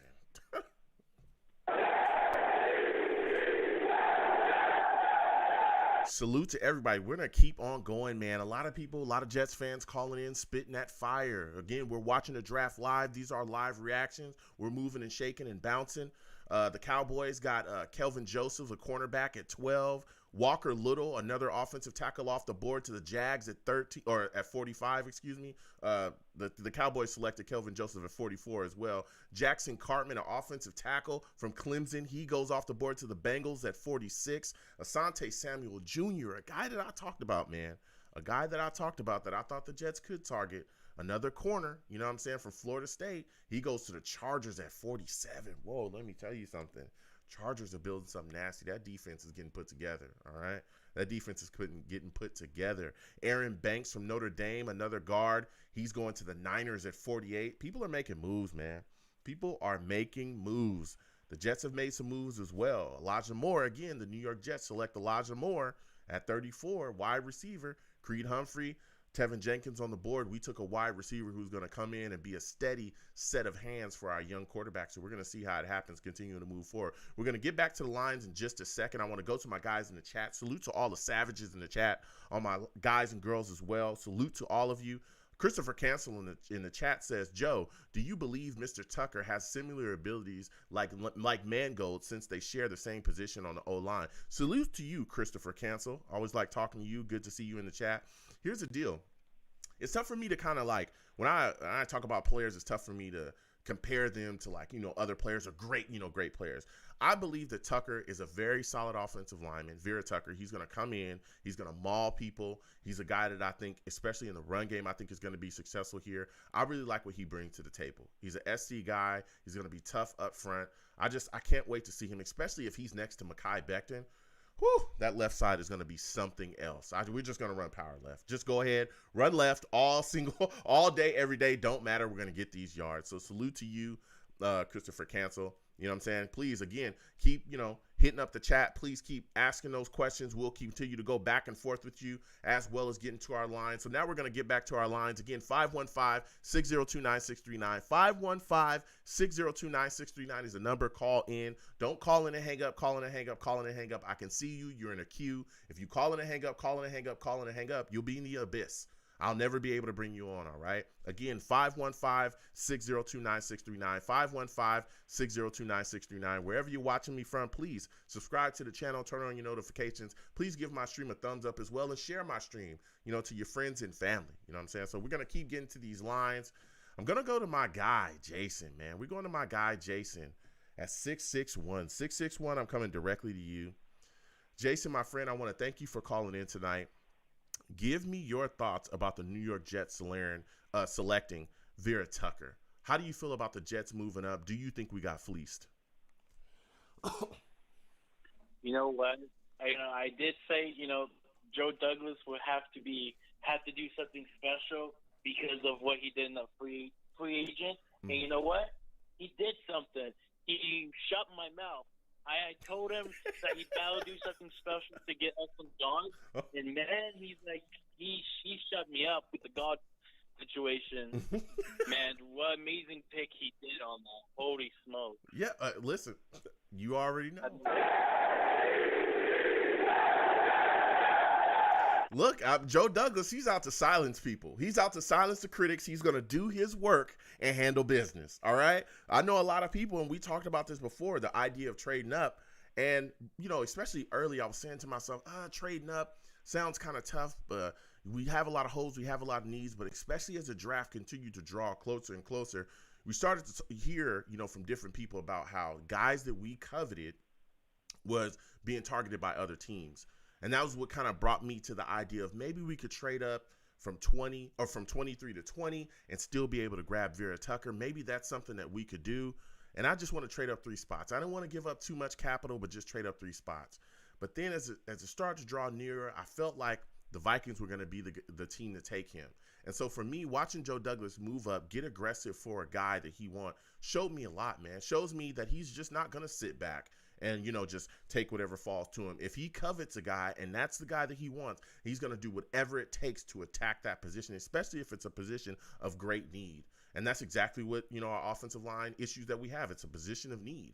And so he went out and grabbed the guy and did what it took. So I thought it was a solid trade, especially we gave up 2 third-rounders, but we got a 4th round back, and we got one, to me, in my opinion, one of the top linemen in this draft. He's going to come in and he's going to protect our young quarterback as well. And I want to talk to you about that too, because we didn't get to speak about, us selecting Zach Wilson. How do you feel about us taking Zach Wilson at 2? Do you think he'll be able to, survive the pressure and expectations that comes with playing quarterback in the New York market? Well, again, I want Justin Fields, but you know what? Zach Wilson's our QB, and I'm going to support him until he's not. Mm-hmm. And so, from what I watched, is he looks like he's every question people have talked to him seems like he had the right answers. Seems like he's not scared. He seems he's confident. I think he's gonna be okay. I think he's gonna be. He looks like he has a Sam mentality a little bit. Like these guys can't. And I think he's gonna do well. I'm hopeful now that we get this takeaway, and hopefully we can build for the future, for the Super Bowl. And again, it starts, and I'm mixed feelings with the second round pick, but you know what? There's still plenty of offensive linemen. Creed is still up there, so we could do a potential trade that I think if Creed falls enough, I think we might do a trade that might get us up there if we want an offensive lineman. Okay, and that's a great take there. If Creed Humphrey continues to fall, maybe he falls out of the second round. What exactly do you think that trade would look like? Are you a guy that's wanting to give away more capital from future drafts to move up in this draft, or what are you doing? Well, since we drafted a wide receiver, I know you guys were talking about this before, but since Crowder ain't going to be here for the long term, use Crowder to help us for the future. Send Crowder, and hopefully we can get a third round pick. Or if we want to go to the second round, I could see us trade Crowder and maybe a fourth round pick to try to push us into a second round pick. We feel like if this receiver is ready, or we just feel like Crowder, it's a possibility. But again, it's a little bit of risk, but I'm open to the risk. Okay. Look, I hear you there. Now I want to get to that second round pick with you, because you look at this situation. Creed Humphrey, Tevin Jenkins are there. We all talked about how much of a need the offensive line was and how we needed to attack that situation and make sure that it was better for our young quarterback that we now had in the building in Zach Wilson. We went and got Vera Tucker. Now we're sitting in the second round. Tevin Jenkins slides. Creed Humphrey's there. We take Elijah Moore. What are your thoughts about that pick? Do you like Elijah Moore? And what are your thoughts about us selecting a wide receiver over two offensive linemen that people really coveted? Well, to be honest, my big worries right now is the right guard who's going to be able to start there. And I do not trust them being able to hold that guard spot. So I'm looking forward to, even though I would like to have, again, Jenkins. And again, it's interesting. I want to know why he fell, because every year there's one that always fell for some reason, and I guess it was him. Why did he fall that much? And again, just the receiver, looking at the receiver. The receiver's great. He's a slot. And so I knew we would have to, if we were going to get a receiver like that, I knew Crowder could be on his way out. And so saying that, and Giants got a good player. But it's just that the stuff that I see that I knew if we got a wide receiver, that Crowder could be on the way out. Okay. Look, I hear you. And those are a lot of great takes, man. So my final question before I let you go is, you're looking at this situation now. Joe Douglas has made moves. Things are shaking and moving. What position group do you want to see him address with these next picks that we have in the fourth round? Well, to be honest, a lot of people are calling out saying running back. Running back, I don't think is a major need, especially where this system where it uses a bunch of running backs. Yep. It's not just one running back specific. So I believe from what we have so far, I believe in the running backs we have, and we can wait on this year. And we could fix that probably next year with a couple of our positions. But right now I'd be looking at tight end because in the 49 system, or the system we have now, they use tight end very well. Yeah. So we have to make sure that we have to draft tight end and then maybe go for offensive line again with either guard, tackle, or a center just in case situations. Yeah. It's going to be interesting to see how it goes forward. I hear you, man. You had some great takes tonight, man. Let me give you a hand, man, because you had one heck of a call. You really did. Studio audience, give this man a hand, man. Give him a hand. Yeah. Yeah, give him a hand. Yeah. Not too much, studio audience. Don't get crazy. We still watching draft. Listen, Jason, man, I got to get back to the rest of these lines. They're heating up. I want to thank you for calling in, my friend. You have a good one. You too, man. Jets up. Jets up. Let's go. Let's go. Listen, let's go, okay? Now, we're going to keep getting to these lines again. 515-602-9639. 515-602-9639. Call in. You know what I'm saying? Salutes to everybody, wherever you're watching me from. Please give my stream a thumbs up. If you're on YouTube or wherever please follow me if you're on other platforms that I stream on. But if you're on YouTube, please subscribe. Subscribe, turn on your notifications so when I post content, you folks will be in the know, okay? I want to talk to people. I want to hear your thoughts about this football team. I want to hear your thoughts about football, period. A lot of people, a lot of things moving and shaking. I know, again, we're still watching the draft here. Rondale Moore goes to the Cardinals at 49. Rondale Moore, the wide receiver from Purdue. The Giants end up with Azeez at 50. Outside backer. He's definitely going to get after it. That guy's from Georgia. He's a monster. The Washington football team at 51 ends up with Samuel Kasimi. He's a tackle. I targeted him as well. He's going to be a solid guy in the league too. Guys are making moves. Even going back to, us talking about our handling of the offensive line position, you look at this situation, I know, and I've talked about it. I wanted Creed. I wanted Tevin Jenkins, feeling like, okay, we got Vera Tucker. What are we going to do at that other side? Because nobody wants to see Lewis or Van Roten at the other side. Maybe they're high on Cam Clark, Those are two guys we didn't see. Cam Clark and Morgan. We didn't see much of those guys at all. Maybe they're high on Cam Clark. Maybe Cam Clark steps in this year and does his thing. So we're going to see, but we're going to keep getting to these lines. Again, 515-602-9639, 515-602-9639. I think this is my guy, Sean, on the line. We got to talk to Sean, man. 201. We're coming to Sean really quickly. You know what I'm saying? I like Sean. We got to get into it, man, because we always end up fighting about something anyway. We always end up arguing about something. Yeah. So I guess we're going to argue today. You know what I'm saying? Here we go. Here we go. I try to be cool with Sean, but he don't want to be cool with me. So we gotta wrestle and tussle, you know what I'm saying? But, so when you look at this situation, Sean, I want to start at the very top of the draft with you, man, because we didn't get to talk about it yet. Zach Wilson, right, at 2. We take him. How are you feeling about that situation, my man? I feel absolutely ecstatic right now. He's I don't know. He's a baller to me. He wants to prove himself. He has a chip on his shoulder. Mm-hmm. A lot of people doubt him. A lot of people think he might be a bust. But in due time, I think we're building this the right way. We got Elijah. Elijah's a beast too. Mm-hmm. And now we just got Eli. And I feel like with the whole Eli situation, and I was looking at different comments and stuff like that, we needed a running back.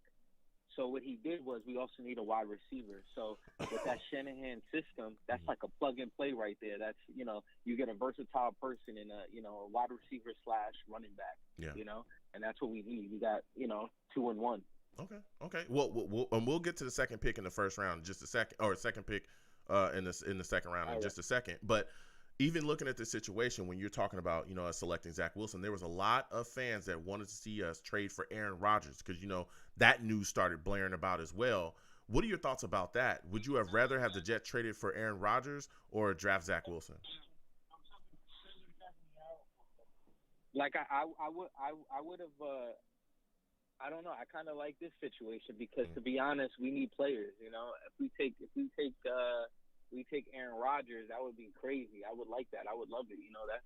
That's a Hall of Famer right there. Mm. But he would also be complaining about how we don't have nothing surrounded around him. Yeah. What are your thoughts about us trading up for Vera Tucker? How do you like that situation? There are some Jets fans that felt like we got fleeced. No, I think he's a top 10 guard, / left tackle. I feel like maybe we should have, maybe we could have waited, but then again, I don't know. He played the board how he thought it was gonna turn out, and I feel like he did a good job. We all wanted him. We needed a guard, so he's one of the top guards in the in the draft right now. So, I think he did a pretty good job. I don't want to be too negative, I just want to be positive. Yeah, no, look, and I respect that. I respect that. Now we talking about that second round, man. You look at this situation, Tevin Jenkins, Creed Humphrey is there in the second round. We're all thinking, man, if the Jags take somebody, let's say they take Tevin Jenkins, okay, we end up with Creed Humphrey. Or say the Jags take Creed Humphrey, hey, okay, we end up with Tevin Jenkins. The Jags take a corner, and we're like, oh, dude, the board played out wonderfully. Damn. And instead of taking either one of those guys, he takes Elijah Moore, man. What are your thoughts about him passing up on gaining some offensive line help to take Elijah Moore? Are you that high on him? I mean, after I looked at him, I wasn't so crazy about wide receivers, and until I looked into him, and I feel like that's a good thing, because we don't even know. We weren't that high, but they were. And then when you really look at him, you got, he's a baller. Stephon Diggs, Odell Beckham. Mm-hmm. They're giving this guy, high praise. After looking around, I'm like, yo, this guy's a baller, man. That's the type of people we need in this building that's going to uplift the next person. It's not, they're all positive people. They have good character. That's what they're talking about, bringing in good character people that want to be leaders, people that want to win, man. And he seems like he's a very hungry dude, and that's what we need. Would I have loved to move back? Yeah, and take the dude from Notre Dame. I would have loved that, but it is what it is. We got a versatile player right now, and I feel like we could do a lot. Okay. So when you look at this situation now, with him being here, there's a lot of Jets fans that are ready to throw Crowder overboard, get him out of here. There's a lot of Jets fans that are ready to immediately move on from him. Like I don't know. Here we go. I mean, they're already talking about trading him right now. What are your thoughts about that situation? Do you think the selection of Moore makes Crowder just expendable? I feel like, to be honest, like we why do we need to get rid of him?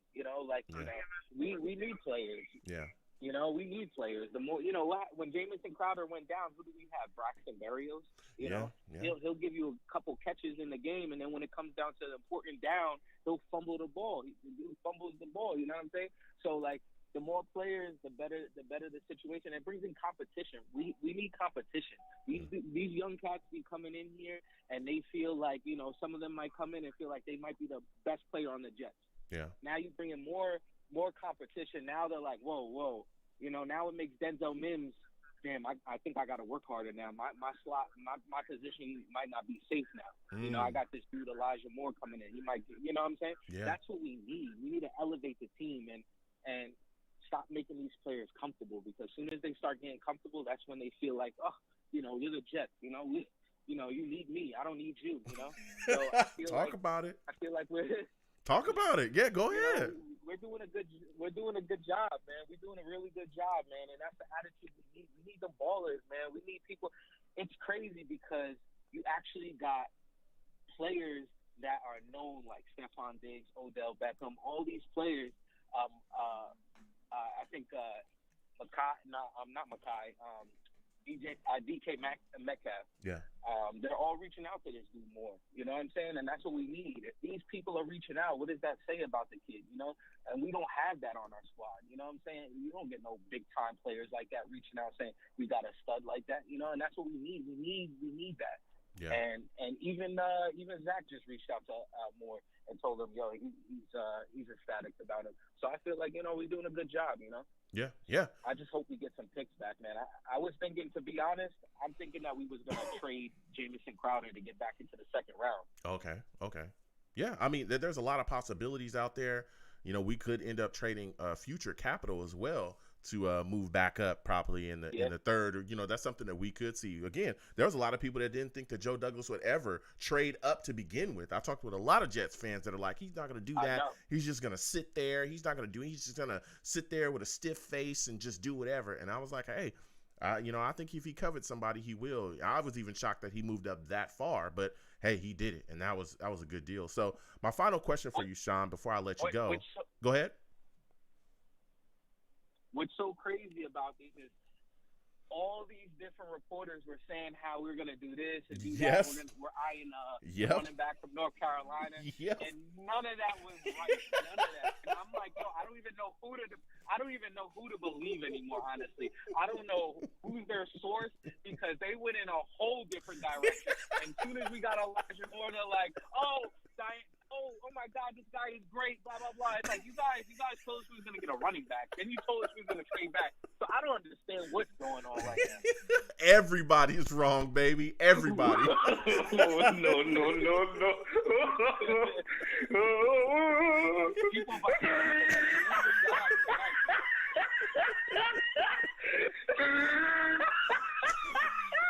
Bro, everybody's wrong, Sean. Everybody was wrong. All the beat guys that, and I respectfully, I love Jets beat, but man, man, it's crazy. It's crazy. So my final question for you is, when you look at this draft so far, what has been the most shocking thing you thought you've seen happen, out of this first and second round, whether it be moves up or players going certain places that you didn't think they were going to go? What shocked you the most so far? Honestly, the sources. Because I'm sitting up here thinking like, wow, we're about to get this player, and everybody was wrong about everything. The only pick that I feel like everybody knew about was Zach Wilson. Yeah. And I feel like after that, everything is up for grabs right now. And I feel like, this is a new era, and nobody knows what direction the Jets is going. And I like that. I don't even know. I sat there and said maybe we're going to get a guard. We ended up getting a guard. I did not think that we was going to go get more, honestly. I didn't think we was going to get Elijah Moore. Yeah. That threw me off. I thought we was going to get the tight end maybe, or the running back, or maybe Tevin Jenkins. I thought we were going to go for that, Yeah. And, I love it. I love it personally because these cats don't know what they're doing right now. They don't know who's telling lies. I don't even know what's going on. Ian Rappaport don't even know what's going on. He tells you right before the pick happens, oh, the Jets are staying. Of course the Jets are staying because they just said the pick is in. So it's just like, what's going on? Yeah. These people don't know what they're talking about. Yeah, listen, everyone thinks they know, and then Joe Douglas stepped in. Hell no. Hell no. To the no. Hell to the no. You don't know nothing. Hell to the no. To the no. Everybody thinks you know what you think you know. Hell no, you don't know nothing. You don't know nothing. Listen, Sean, I gotta get back to these lines, man. Salute to you. I want to thank you for calling in. Next time I have a show, bro, I want to hear from you. All right. Always. Jet up, baby. Jet up. Salutes. Peace. Listen, Sean calling in, like he said, and I want to show respect to everybody. I really, really do. I love the Jets beat. I love everybody that writes about the football team. I love all my Jets fans, no matter who you are, where you're from. You bleed green like I bleed green, then, you know what I'm saying? It is what it is. We stick together. But there's been a lot of takes from free agency to the draft that has not panned out. Like, it'd be pretty bad, you know what I mean? And Joe Douglas just continues to churn and burn as he does his thing. So I'm going to keep getting to these lines. Again, 515-602-9639, 515-602-9639. Call in. When you call in, don't call in, hang up, call in and hang up. I'll never see you. I have everybody in a queue. I can see you. Also, when you call in, please mind your background, all right? Turn down your TV. I don't want to hear Mel Kiper, respectfully. You know what I'm saying? I like the guy a lot, but I don't want to hear him through, your TV. Also, don't curse because I'll get you out of here fast, all right? Fast. I'm talking real fast. Faster than the people that think they know what they're talking about when it comes to Joe Douglas, and then they don't because the picks or the pickups don't ever turn out to be completely correct. Straight crash. You got to watch what you're doing. You got to watch what you're saying when it comes to Joe Douglas because I don't think anybody really knows what Joe Douglas is going to do except for Joe Douglas. So we're going to keep getting to these lines. I'm coming to 646. I think it's my guy Colin on the line. I think this is Colin. We're coming to 646. Colin, salute to you. Yes, salute to you, my man. I want to thank you for calling in. Give me your thoughts, all right? Vera Tucker, how are you feeling about that? What are your thoughts about us moving up to grab him? I'll be honest with you, Joe. I know that's your guy. Mm-hmm. But I really wanted to keep those 2 third-round picks. Okay, go ahead. Give us your take. So I'm kind of like on the fence right now. Okay. Like I know Tucker was a great pick, right? Yeah. but I'm still looking at, what we could have done if we had two additional picks in the third round. Okay. Because like right now, I feel like like everything is on hold right now, right? Mm-hmm. We have the remaining second round, third round. If we don't move up, we have to wait until tomorrow to see, who's left. When we pick in the fourth round. Okay. My take on that is usually, fourth round guys are not going to be starters right away. So, yeah. Okay. Look, and I've talked. I've talked with a lot of Jets fans. We got our left tackle and Becton and the guard. Right? Yeah. So we give Wilson more than enough protection. So now it's just a matter of, are we gonna hit on those picks now? So yeah. And listen. Time will tell. And again, I want to thank you for calling in. I've talked with a lot of Jets fans that feel the same way that you do. I'm not knocking you for your take. I love Vera Tucker, but I can see your argument where you could say, okay, look, I like the trade, but if we kept those 2 third rounders, we could address, corner or pass rusher. Some people even wanted us to go O-line, maybe again in later rounds as well to continue to shore up issues, or, even grabbing ourselves a wide receiver like we did, with Elijah Moore, but grabbing a wide receiver a little bit later. So I do see your take there. I feel like this. I understand wanting to keep those 2 third rounders, but if you can get a top 10 lineman, or a guy that was supposed to be gone, in the top 10 as well, I think you do it. You know what I'm saying? So I'm not knocking the selection, especially when you feel like this is the guy you covet and Joe Douglas wants to get aggressive to get that guy. Okay, fine. I can see him doing that, especially with offensive line being such a need. Now, there is still a hole on that other side for me. I look at the situation where there's Lewis and Van Roden, whoever's going to be starting at that right guard position. There's some issues, and that's going to lead me to my second round pick for you. With you, I want to get your thoughts on this. Creed Humphrey, Tevin Jenkins slide down into that second round. And we're all like, okay, they're still there. We looking at the Jags situation because we're here watching the draft live, and the Jags take a corner, and Creed Humphrey, and Tevin Jenkins are literally knocking at our doors, and we select Elijah Moore. I like the guy, I like it, but wide receiver, you know what I'm saying? Which is we still have a need there, but over offensive line, a lot of people are questioning. What are your thoughts about that situation? Would you have rather us drafted Tevin Jenkins or Creed Humphrey over Elijah Moore? Yeah, so actually, I was in the chat in YouTube, and I opted for trading back. Okay. And maybe trying to get a third round pick, because I just felt like there was just so much talent still left in the second round, right? Look at all the other offensive tackles that were picked after the Jets. So I just felt like we could trade back and we could have got a tackle, like you said, right? Yeah. The wide receiver pick, like I kind of feel like we went 3 offensive guys, right, in the first 3 picks. We have a defensive minded head coach, but we went 3 offensive picks. Maybe a corner could have been picked on that instead of the wide receiver. So.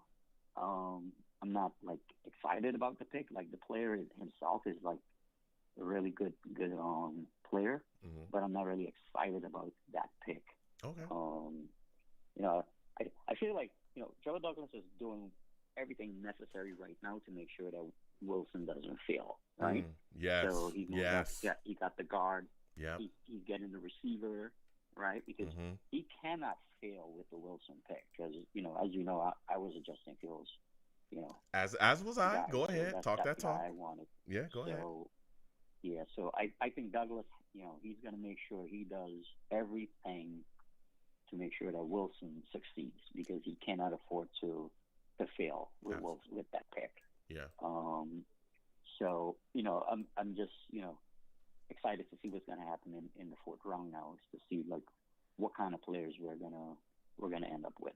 Yeah, that's what I'm excited to see as well. If we don't end up trading back up, because a lot of people are talking about taking future capital and possibly moving back up. But if we don't do that, yeah, I'm excited to see what happens in that fourth round. But I want to go back up, because you talked about Zach Wilson. I know we haven't talked about that yet.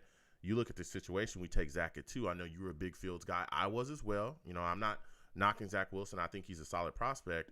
What are your thoughts about him, you know, being selected here? And do you think he'll be able to survive under the bright lights and all the pressure that comes with playing, you know, in New York for the New York Jets? Yeah, I think he will. I think he will. You know, it's you know, Jets fans is, you know, they'll cheer for you today and they'll boo for you tomorrow. Facts. So, that is facts.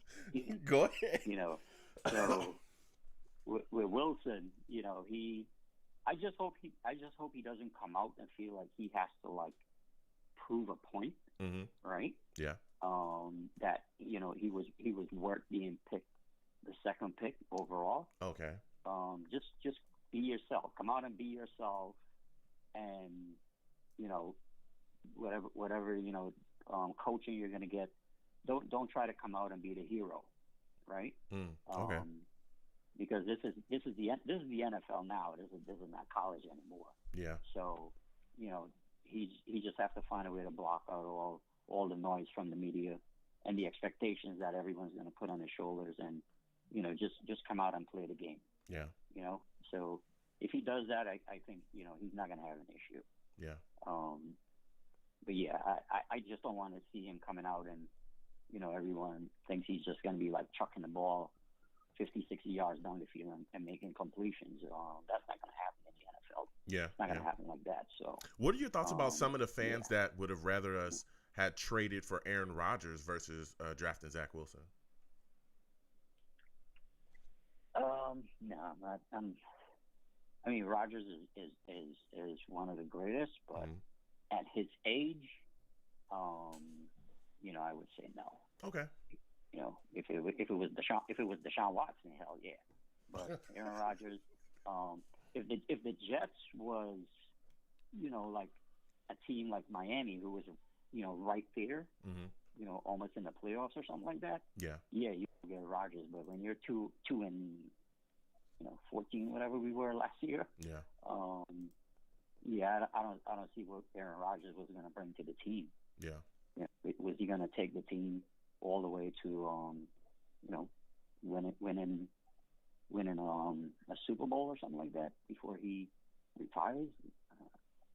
I didn't see that happening. So yeah. Well, you know, I love Aaron Rodgers. Yeah, I love Aaron Rodgers. I think he's phenomenal. I think he's, you know, one of the very few quarterbacks in the league that can really cover up for warts on your team. Issues that you have when he steps in, it just seems like those things just go away because he can work magic. But, you know, he's 37 million guaranteed. But at the same time, it's like, what kind of compensation would the Packers be looking for? And I think that would just completely break us. Right. That's what because, you know, again, even when people were talking to me about Deshaun Watson, and I love Deshaun Watson, but this guy's a franchise quarterback and he's young. You know, if you thought it was going to be expensive to get Watson, whoa, what exactly do you have to give up to get Aaron Rodgers? You know, so I just think that'd be tough. And even though I love Aaron, for me, I'd have to, first thing I'm asking is what kind of compensation are you looking for? And I just think Green Bay would be looking for too much. But so, you know, I'm glad that we went the way we did. And they say Wilson is an Aaron Rodgers, right? So yeah, but they, you know, a lot. Wilson is like an Aaron Rodgers, so it's tough if that works out to be true. Yeah, but I mean, you know, people say, "Oh yeah, Aaron Rodgers." There's only one Aaron Rodgers. I'm just keeping it real. There's only one Aaron Rodgers. I want to show everybody respect. There's only one Aaron Rodgers. Only one Peyton Manning. Exactly. Only one Brady. Exactly. How many people have been compared to those players, and really, it's only one of them. So. My final question for you before I let you go. Go ahead. I'll let you ask a question. Go ahead. Yeah. So let me ask you quick. So what do you think we should do do tomorrow on the 2 picks in the 4th round? If we don't trade the picks, right? What do you think? What are the positions you think we should address at this point? Okay, for me, I'm looking at the situation and I'm saying corner is definitely one of them. And I think you'll try to get another offensive lineman. Unless we are super sold that Cam Clark is going to be ready to go. Unless Cam Clark is going to be out there and filling that right guard position, I think you go after another guard in the 4th round and you go after a corner in the 4th round. And now the thing is of course, I'm not loving Bless Austin. Everyone knows we've talked about this constantly. Our cornerback position needs work, but you can get a guy in the 4th round that can come in and be your nickel back, that can come in and be your slot corner, because we need that as well. There's no pool. This cornerback position needs help. So even if we do end up with Bless Austin and Hall back out there, you've got this 4th round kid that's going to come in, be solid as a slot corner, and hell, maybe even Joe Douglas can find a guy that can maybe be a number 2 corner. I mean, look at Hall. Hall is our number 2 corner. Joe Douglas got him late in the draft, super late. So just with Joe Douglas's scouting ability, yes, with his scouting ability and all that thing, maybe he'll be able to find a guy that can fill in and mature up into something that really can be a starter for us. So corner, offensive line, that's where I'm going. The Elijah Moore pick kind of shocked me a little bit, especially with those linemen there. But when you taking him, you got weapons. You got to continue to shore up the front of your the front, stand in front of your offensive line. What about a Trey Sermon if he's in the fourth round and he's available? I mean, you think to just go a running back there? Yeah, the thing is, he can catch the ball, right? Yeah, so, I mean, I know people want to go running back, and I've heard him. I remember, what was the kid from UNC as well, the running back there. People wanted us to go after him. Here's why I'm not sold on us taking a running back. Is because this system that we're running, this Shanahan system, and again, I'm on the West Coast. I watch the Niners. You don't have to have like a great running back. You really don't. You can have Mini Mo and Jack and still have a great rushing offense. The Niners had that. The Niners literally were. It was like Jeff Wilson Jr., Mozart, Jerick McKinnon. They had just like a mishmash of backs, and they literally had one of the top rushing offenses in the league. You don't have to have like some unbelievable running back. I understand people want those things, That's why people were talking about taking Najee Harris at 23. That's why some people were talking about taking Travis Etienne in the 2nd round. Some of us wanted to take him at 23 as well. I get it. Those players are phenomenal, but we don't have to have that, and we're not even in a position to honestly do that. Wide receiver again. It shocked me, but I was like, okay, I can see it because there's still a need there. Running back, when you look at this system and when you look at how devalued the running back position is, especially with us still having needs, I don't know, man. Taking a running back at 4 when you still have offensive line needs, when your cornerback position is still in flux, and some people even think, hey, why not get another pass rusher? Maybe you get another guy that can come in and be, a rotational pass rusher for you late. Because, we got Vinny Curry, but this is not Vinny Curry in his 20s. This is, an older Vinny Curry. We got Lawson. We got Q. But after those guys, it's like big-time question marks. Some people even talk about, hey, just get a linebacker because we need linebacker help. So I understand people want to go running back. I get it. But we don't need it. We really don't. I think P. Ryan, Ty Johnson, Josh Adams, and Coleman being brought in as well, I think we'll be okay. This running system is all about, especially if LaFleur has learned anything from Kyle Shanahan, who's like this dude is a genius with his running schemes.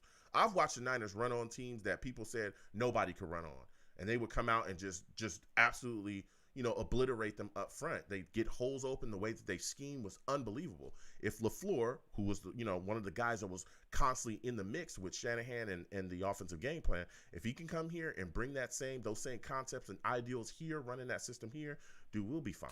We don't need a running back. We don't need a star running back. We really don't. We don't even need to take one in the later rounds. We're fine with what we have. That's what I truly believe. So, yeah. Yeah. Right. Yeah. So. All right. Well, I'm excited for the season. So hopefully, it's going to be fun. Yeah, absolutely. Hopefully there's going to be a lot of cheers and not boos. So my final question for you before I let you go. I'm tired already. No, it's all right. My final question before I let you go. A lot of people are spent. This has been a long process with the draft and so on and so forth. But before I let you go, give me your most shocking move that you felt has happened in the 1st or 2nd round of this draft so far. What move to you was just like, whoa, I didn't see that coming, and boom, it happened? Honestly, it was the Bears going all the way up to get Justin Fields. Okay, yeah. That was surprising to me. Yeah. Okay. Yeah, I hear you. Listen, and, I got. Go ahead. I hope it works out for them. Yeah. I mean, kid's a baller. But so I got to get back to these lines, my friend. Thank you for calling in tonight. Next time I have a show, I want to hear from you. All right. All right, Joe. Take care. All right, you have a good one, man. Woo! He spits some fire. My guy Colin called in and spit some fire, man. We're going to get back to these lines again. 515-602-9639. 515-602-9639 is the number. Call in. We're going to keep getting to these lines. We're talking about the second round of this draft. Woo, there's been some moves, all right? The Browns have gotten Jeremiah Owusu-Koramoah, inside linebacker from Notre Dame. The Browns take him at 52. Dylan Runduz, offensive tackle from North Dakota State. The Tennessee Titans get him at 53. Dayo from Vanderbilt, defensive end. The Colts get him at 54. The Colts continue to build up that defense, and that defense is already nasty. I mean, they absolutely get after it. Pat Freiermuth, tight end from Penn State. He was one of the guys, I could see the Jets targeting. Goes to the Steelers at 55. Steelers get Najee Harris. They get Pat in the second round. That offense is building up. Ben Roethlisberger. They got some guys already there as well at the wide receiver position that can really put on too. This Pittsburgh offense, might be turning back around again. Dwayne Eskridge, wide receiver from Western Michigan, goes to Seattle Seahawks at 56. Tutu Atwell, another wide receiver from Louisville, goes to the Chargers at 57. Goes to the Rams at 57. Listen, the Rams, they're putting some stuff together, man. They put some stuff together. They've made some moves as well. They went and got Stafford. That offense has always been solid, especially, with McVay at the helm, man. They're putting things together. So salute to everybody that's made their picks. We're at the 26th pick at this point, but we're going to keep getting to these lines again. 515-602-9639. 515-602-9639. Call in. I'm taking calls. You know what I'm saying? When you call in, please mind your background. Turn down your mute or turn down your TV. You know what I'm saying? Also, no cursing because I get you out of here fast. Fast. So fast, you wouldn't even know that Joe Douglas traded up for a top offensive lineman. That was fast. That was fast.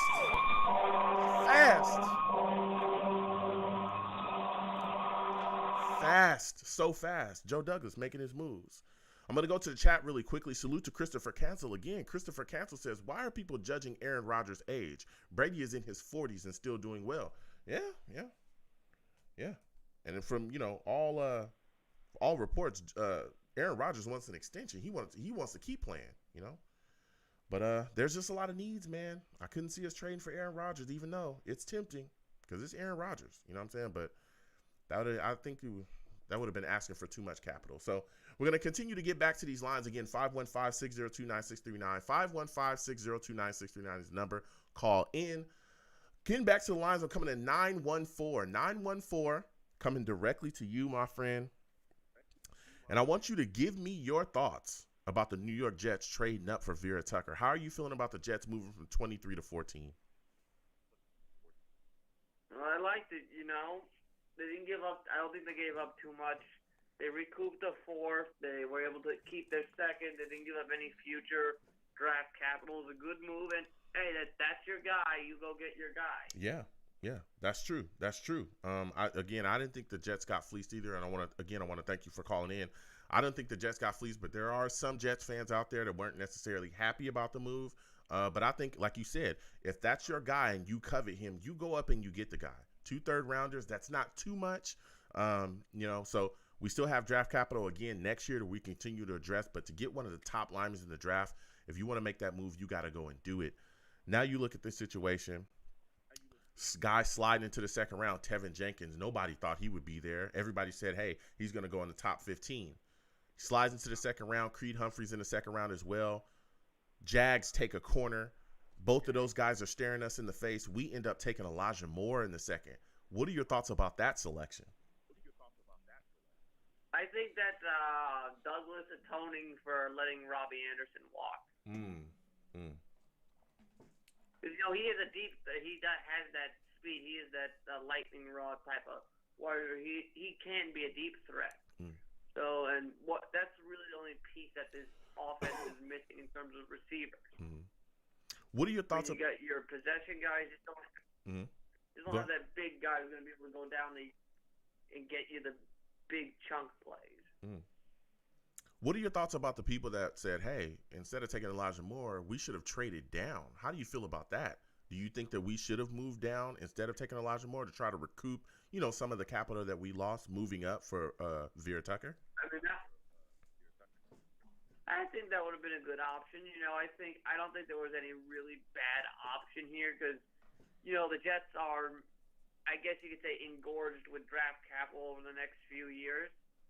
So, it's not like we are at a deficiency. It's in terms of capital. And, if you like the player, again, like I said earlier, if you like him, just take him. Okay. Now you look at this situation, and like you said, if you like him, just take him.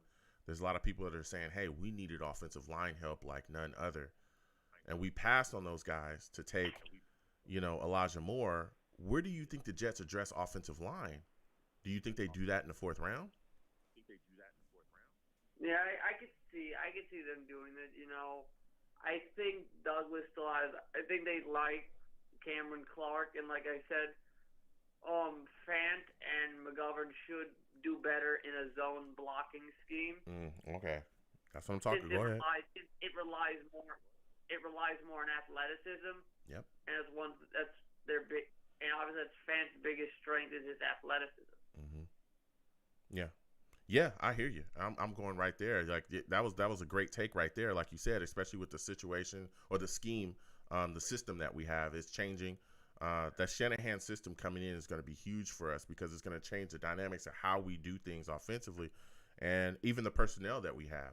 And like you said as well, Elijah Moore, which again, we were watching live and we were shocked because I thought for sure it'd be Creed Humphrey or it would be Tevin Jenkins that we would take, but bringing in Elijah Moore, this guy's a steady set of hands. He's a speedster. He's a burner. He's a guy that we can put into the offense that's really going to be able to provide some explosion for us. And with him being here now, there's a lot of Jets fans that are looking at this situation. They're looking at the roster and they're saying, hey, Jameson Crowder, this guy's expendable. Let's get rid of him. What are your thoughts about that? Are you a guy that wants to see the Jets move on from Jameson Crowder at this point now? I'll go either way, but I can understand. I understand the pros of it. Look, the Jets do have a lot of receiver depth. They do have a decent amount of receiver depth, and this scheme will be much better suited to the receivers that we do have. Like I said, he's older. He's on a bigger contract. We know Douglas has been spending the last few years, purging the roster of the bad McCagnon contract. Even though I know a lot of us like, Crowder. I could see them package him and a fourth to get back in the third round. Maybe take that corner. Maybe take a corner there. Yeah. I could see that. I mean, either way, I can understand it. And look, if you're worried about injuries, I don't think it's going to be as big of a problem.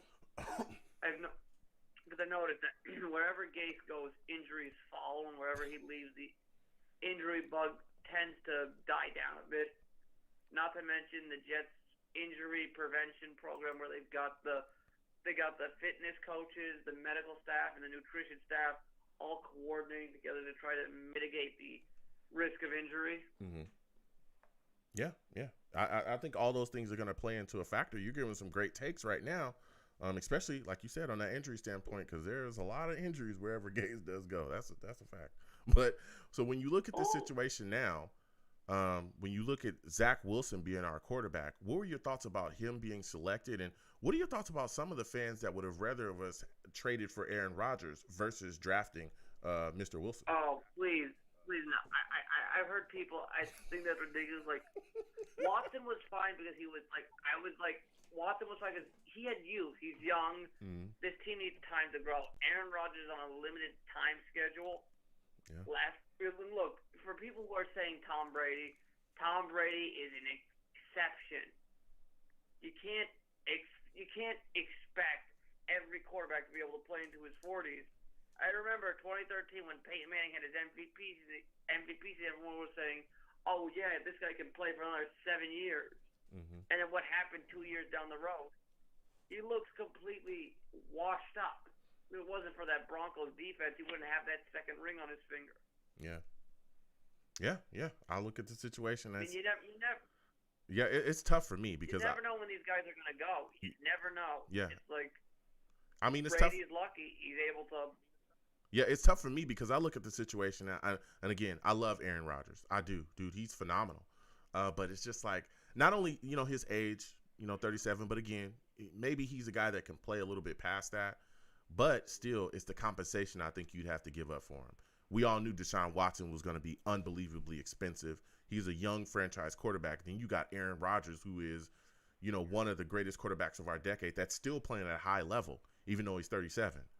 And it's just like, and he'd be 38 when the season starts, still playing at a high level. What exactly would the Packers be asking for if they were even thinking about trading him? I think it'd be way too much. So that's what would back me up off of it. But like you said as well, yeah, I think it's just better that we went this way at this point. So now my final question before I let you go is, you look at this situation. The Jets are still in need of some position groups. We got some fourth-round picks coming up. What do you think the Jets are going to address in the fourth round? What position groups do you think they'll attack throughout the rest of this draft?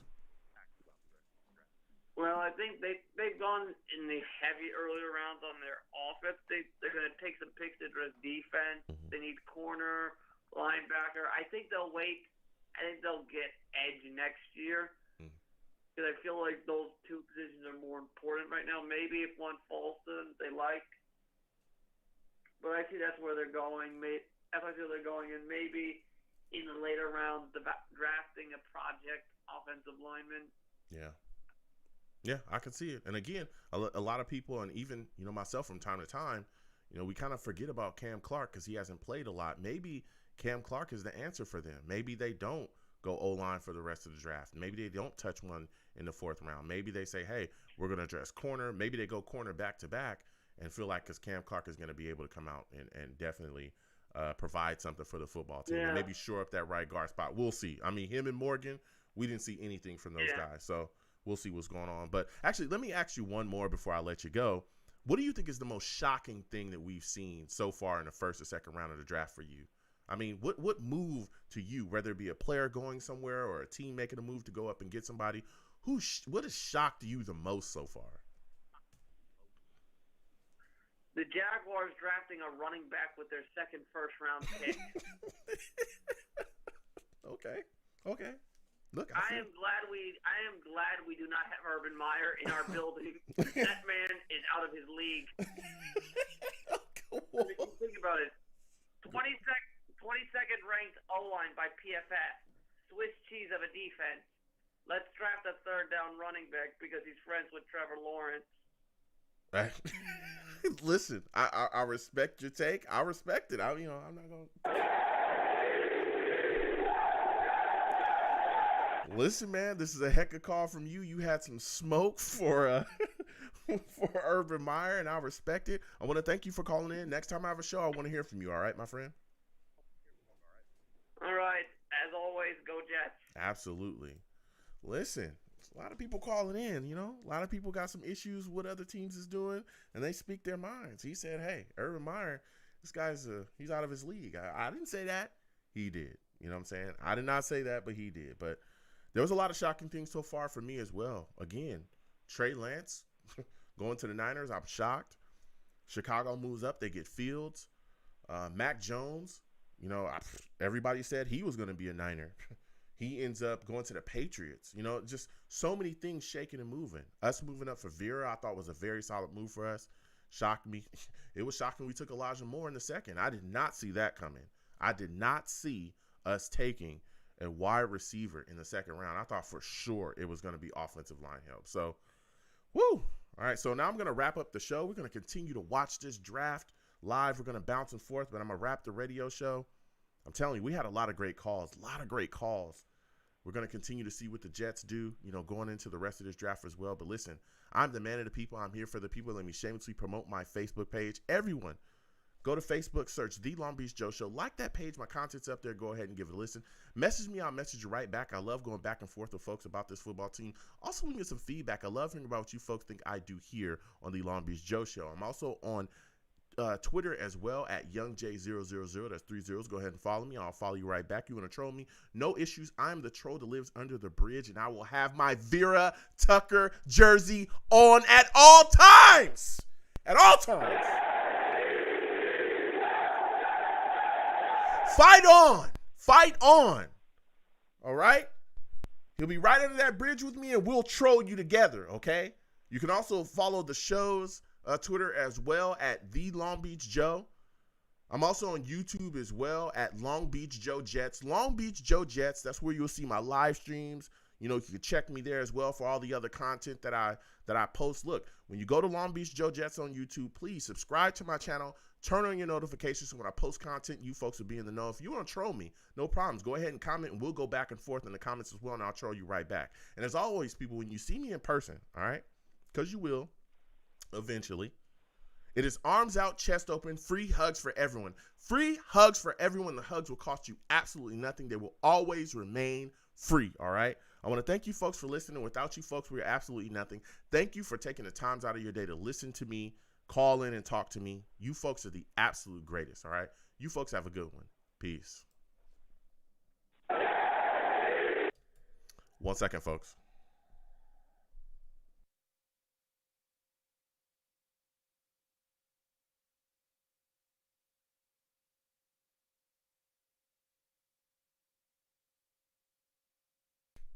All right, we're back at it.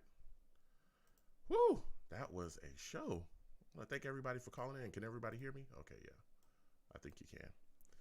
All right, we're going to keep watching this draft live, man. Oh, I'm going to finish out the second round of the draft with you folks because I got to get out of here soon. Things is crazy. Again, I want to thank everybody for calling in and just having a blast on the show.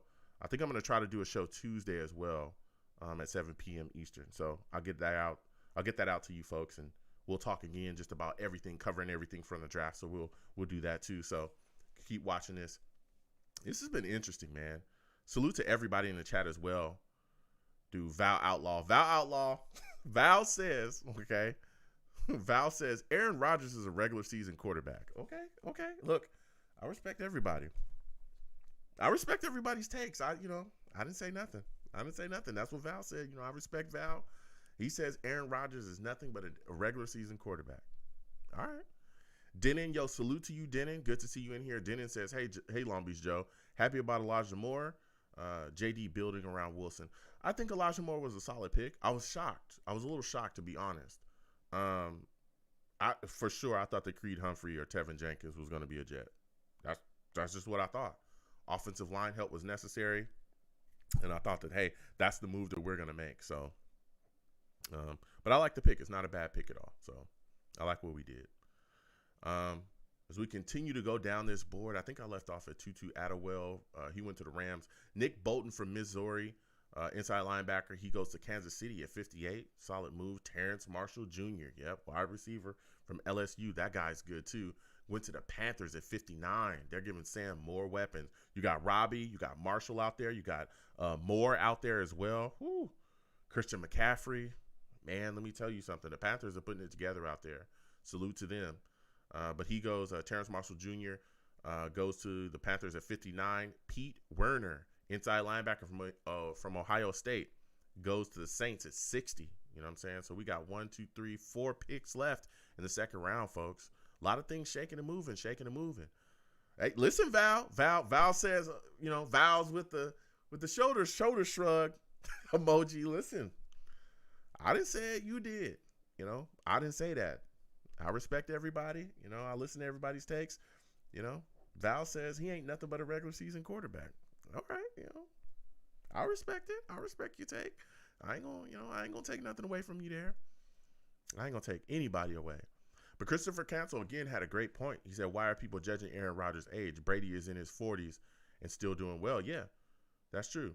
Especially now in today's game, there's a lot of people that are still playing into their later years.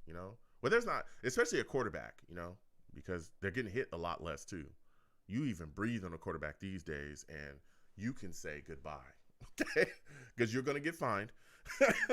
You're going to get fined, and then you're definitely getting a big time penalty. And you do it once too many, you get ejected. You know what I mean? So, yeah, quarterbacks are barely getting touched. But the great ones, they're definitely playing into their later years. Now. So we'll see what happens going forward with those guys, man. We will see what happens. Woo. Val Outlaw says, great stream. Salutes, man. Thank you. we're going to keep it going. Like I said, I'm probably going to be back Tuesday. We'll probably do a show Tuesday as well, just wrapping up everything from the draft. So we're going to have another one. I got more content coming and all that stuff coming. So y'all just wait, because this is, I'm telling y'all, we really turning up. We really turning up. So yeah, we're going to have a lot of fun. A lot of fun. I want to see who the Bills take, man. Who are the Bills taking? Who do you guys think the Bills are going to take?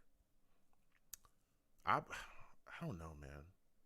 I think they might go defense again. I don't know what else could they possibly get on their defense. Like, I'm trying to think, like, what else do they need? They got some decent corners. They got some solid corners. I think their safeties are good. I mean, maybe they add another pass rusher. I don't know. I don't know who could be left, man. I really don't know. So we'll see. We'll see. But yeah, they definitely they are definitely doing their thing. Definitely doing their thing. So there's a lot of things moving and shaking, man. Moving and shaking. Man, Elijah Moore, second round. That was shocking. That was shocking. That was shocking for sure. You couldn't have. Oh man, the Bills draft Carlos Basham Jr. from Wake Forest at 61, a pass rusher. Oh my God. What are the Bills trying to do? Come on, bruh. Oh my God, bro. What is going on? Bro, if you do not have protection, you're done. Okay? If you cannot adequately protect your quarterback when you play the Bills, you're done. They got Rousseau, then they turn around and get Carlos Basham Jr. Dude, they have this is insane. This is insanity. This is insanity. The Bills are having a very solid draft.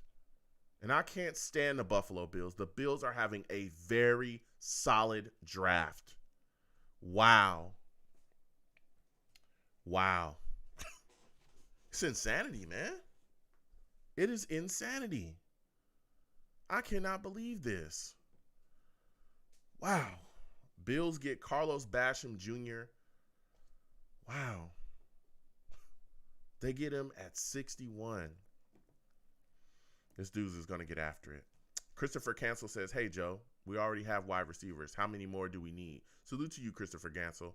Here's the deal, is I understand your take there, but we have wide receivers, but are they good? Right? We got Davis, who we just brought in. Of course, Mims, Crowder, Keelan Cole. I can see them bringing in a young guy because eventually you're going to move on from Crowder. He's getting paid $10 million this year. You can move on from him next year, and you can put Elijah Moore in his place and move forward. The thing is that, again, we had a lot of injuries, Christopher. We watched this season together. We're going to watch next season together as well. We're going to be doing live shows, right after the games and so on and so forth. Here's the deal. If you watched last season and you saw this wide receiver core as banged up as we saw it, bro, it was insanity. It was pure insanity. There were games where literally we brought in guys like Chris Hogan. We had guys basically coming off the street at one point to fill in at positions. Like, you can't, to me, that's him making that pick to bring in Elijah Moore was just about making sure that Wilson was going to be set up for success. Get him an offensive lineman. Get him a wide receiver so he'll have a steady set of hands to go through. We got Mims, who we're excited about. We got, Davis, who we're excited about. We got Crowder, who's here right now. He was our best wide receiver last year. Let's give him as many targets as possible. So that's my thing. I understand people want an offensive lineman. I thought we would go Creed Humphrey, Tevin Jenkins. But we can still address that in later rounds. And again, maybe they're high on Cam Clark. Maybe they're just that high on him. I don't know. But we can still address that in later rounds. There's still some guys there. There's still some guys there. So we'll see how it goes. We'll see how it goes. I mean, Wyatt Davis is still on the board too. Wyatt Davis is still on the board, and I thought that he would be gone at least early in the second round. Wyatt Davis is still on the board. Trey Smith is still on the board. So there's still some guys that we can go after and get. So, but I respect that take. Christopher. Salutes to you, man. Denon says, Joe, do you think JD makes a trade, jump back into the third round? I think it's possible, man. He could do that. He'd have to give up something from next year's. Well, I mean, he could pair those fourth round picks, maybe get back up. I can see him do something like that, pairing those fourth round picks, or maybe pairing something from next year to get back in. But I can see him doing that. I mean, damn. No, I don't think anybody saw him, I don't think anybody saw him moving up to 14. So, yeah, I think all bets are on the table for JD. He's going to do his thing. He's going to do whatever it takes to make sure this football team is better. So I could see him moving up, especially if somebody, again, a guy especially if a guy like Wyatt Davis is still there. Wyatt Davis, Trey Smith, somebody like that is still there. Because Wyatt to me, before that leg injury, Wyatt was a pretty high pick in this draft. I think he was really going to be able to move up and get things done. So, yeah, we'll see what happens. But I don't think that's out the question at all, Denon. At all. I think that he could end up taking a guy. So, let me get back, because while we were talking, the pick is in. Oh, my goodness. Creed Humphrey goes to the Kansas City Chiefs at 63. Wow. Josh Myers also at 62. Josh Myers, the center from Ohio State, goes to the Packers at 62. Wow. Creed Humphrey goes to the Kansas City Chiefs. Wow. What are y'all thoughts about that move? Woo. And the Chiefs needed some offensive line help too. They did. I mean, we saw it in the Super Bowl. We saw the issues that they had, you know what I mean? So, man, that's crazy. So Myers, the Packers go with Myers at 62, and then the Chiefs get Creed Humphrey at 63. What a move. What a move. We got one pick left, man. Creed Humphrey goes to a solid team, man. He's going to be competing right off the bat. Wow. Wow. I'm happy for him. I'm super happy for him. I'm super happy for him, man. Oh, yeah. Whew. Denon says, I'm super excited about Elijah Moore. We're stacked at wide receiver now. Honestly wanted Jenkins or Humphrey, but Jets fans love to just complain. It's their knee-jerk response, but JD is killing his draft. Yeah, and I respect everybody in the fan base. I do. But like you said, I've seen times where, Jets fans, they just get after you, but I understand it. I understand that everybody had their, their eyes kind of set on, the offensive line, and definitely wanted to upgrade it at all cost. Or some people wanted a running back, in the second round too. There was a lot of people that were locked in on that kid from UNC, the kid from North Carolina. So, but yeah, I think he's done a solid job, very solid job in this draft. First round I thought was great. Second round with Elijah Moore I thought was solid too. I think it's given him a solid set of hands, and like you said, where our wide receiver position is pretty good, pretty solid now, and it gives us options. And we're going to see how they move forward. What are they going to do? I don't think they get rid of Crowder. At least I don't think they will, but we'll see what happens. Maybe that's the option that's on the table now for them. Maybe they look at it and say, yeah, it's time to move forward. Now we got Elijah Moore. But I think if you add Elijah Moore to this wide receiver core when we step out there, it just becomes so potent. So potent. But we'll see what happens, man. We will see what happens. There's a lot going on.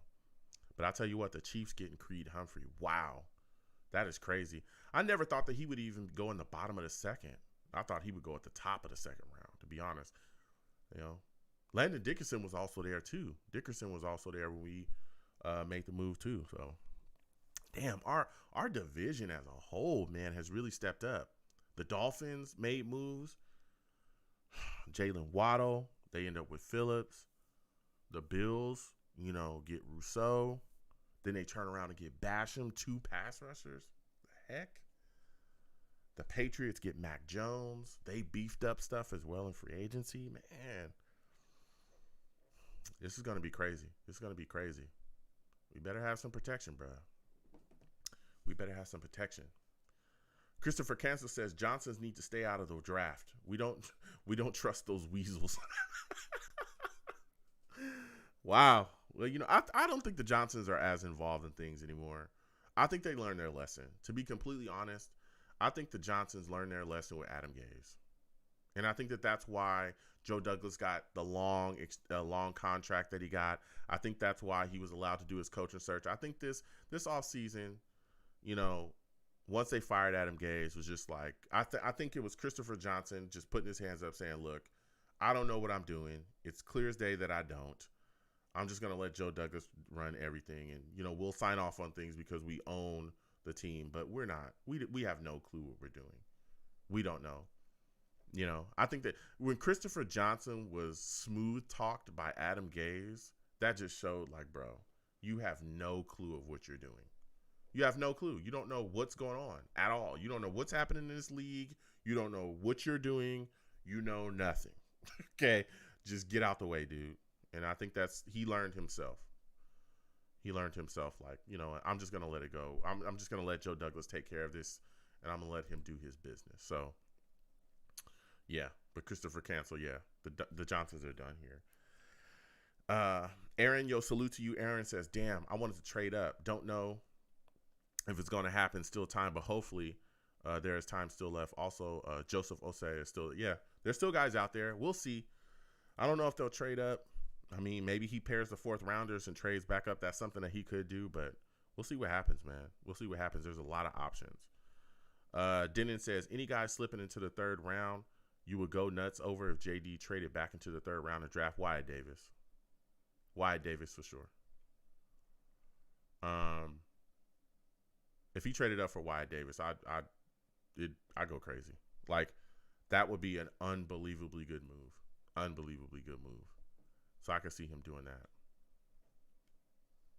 Because I thought that Wyatt Davis would be gone probably in the bottom of the second. Actually, mid of the second, I thought he would go. But he's still on the board, and he's sliding into that third. I think you go and you get him. So Wyatt Davis for me. But again, there's still other options out there too. Trey Smith is still out there. You know, there's guys still out there. So we'll see, man. We'll see. What about you, Denon? You know, anybody, everybody actually. If the Jets were to target somebody in the third round and they were to trade back up, who would you like to see them target? Man, there's a lot going on. Buccaneers pick is in for the Bucks. Here we go. Let's see what they take. Bucks are on. They've made their pick. They were on the clock, and it's time to roll.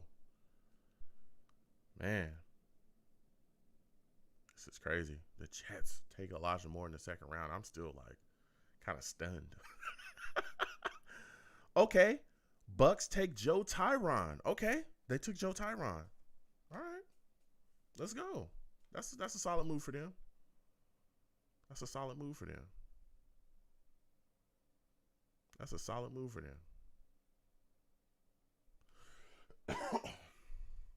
Bucks took Joe Tyron. Who else? Who are they taking now?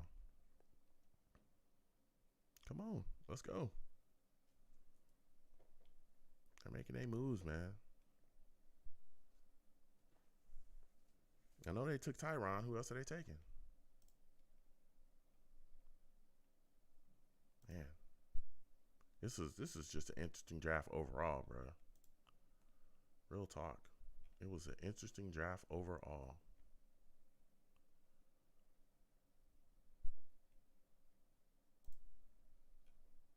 Who are they taking?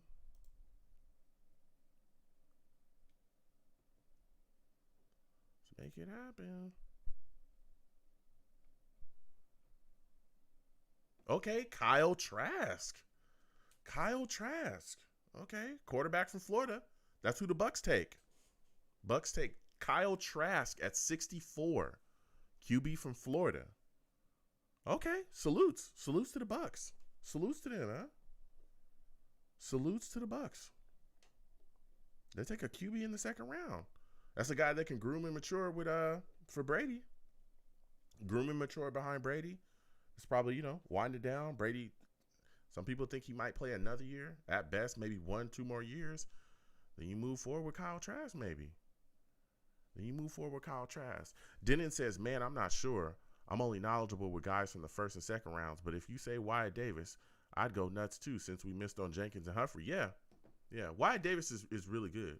He's pretty good. The only thing about Wyatt Davis is he got a leg injury he had a leg injury in a championship game, I think it was. I forgot who they were playing, but he got a leg injury in one of those games, and I think that's scared a lot of people away. That leg injury that he's got from Ohio State. Yeah. So, yeah, that's who I think, he's still there. If that leg is all good to go, I think he'll be all right. Wyatt Davis is there. Trey Smith, like I said, is also there too. I think he's a guy that can be solid as well. So those are two guys that I like. Christopher Cancel says, you sure about that, Joe? You sure those weasels learned their lesson? I think they have no choice but to, Christopher. To me, this the way that they're moving and things that we've done. To me, okay, for instance, if the Johnsons were truly still in control, we would have been traded for like Aaron Rodgers or Deshaun Watson, because that is a Christopher Johnson move. Like, that is a Woody Johnson move. The splashy move to just say, hey, we're trying to do this. We would have wasted all our draft capital, all that stuff. Like, we would have done those things. That's why I don't think that they're in charge anymore. I think that of course, they run the team. It's their team. They own the team. But they're allowing Joe Douglas to do what he needs to do to better this football team. That's truly what I believe. So I don't think their hand is as in the pot as it used to be. So, but yeah, that's why I think they learned their lessons, especially with the Adam Gase thing. To be told when he first did it that this was the most idiotic move he could ever make, and then he tried to defend the move constantly as the things were just falling apart. Oh, it was bad. I think Christopher Johnson was thoroughly embarrassed, and I think he said to himself, I don't really know what I'm doing. Let me hire people that do. He did. Let him do his job and let me move on. So yeah. But again, the Bucks take Kyle Trask at 64. So that closes out that second round. So listen, I'm going to get on out of here. Salute to everybody. I want to thank everybody, for calling into the show. Had a blast talking to everybody today. Again, like I said, I'm going to come back, I think, Tuesday. Try to, we're going to have a show, and I'm going to talk about the draft as a whole. Please call in. Again, same number, 515-602-9639. Call in. Join me. You know what I'm saying? Talk to me about everything we have going on. So salute to everybody. Salute to Denon. Salute to Christopher Cancel. Salute to Val Outlaw. Salute to Aaron. Salute to, everybody just joined. SG. Salute to, Sean. Salute to NY Jets FL. Just salute to Chief Jersey. Salute to everybody, man. And again, if this is your first time watching me, please subscribe. Please give my streams a thumbs up. You know what I'm saying? Please subscribe and turn on your notifications. If you hit exclamation points in the chat, that'll bring up my link tree. You can go to my link tree and you can find every single thing there. Okay. You can find all of my links to all my content, all my YouTube pages. Please go there, subscribe to all my YouTube pages, turn on your notifications. You know what I'm saying? Please go to my iTunes, subscribe to me on iTunes. Also, give me a rating, man. You know what I'm saying? Give me a 5-star rating. Give your boy a 5-star rating, a little feedback. You know what I'm saying? Salutes to everybody that does that. I want to thank everybody that does. You know what I'm saying? And I'll see you folks soon, man. We're going to have a blast, a lot of fun, a lot of content coming. And again, enjoy your times. Enjoy the rest of the drafts. Be safe out there, folks. A lot of things going on. Please like the stream as well. If you have not already, please like the stream. Again, salute to Denon. Denon says, later, Joe, have a good night. Same to you, my friend. Salute to Val Outlaw. Salute to Christopher. Salute to everybody, man. Salute to everybody watching. So you folks, again, be safe. You folks have a good one.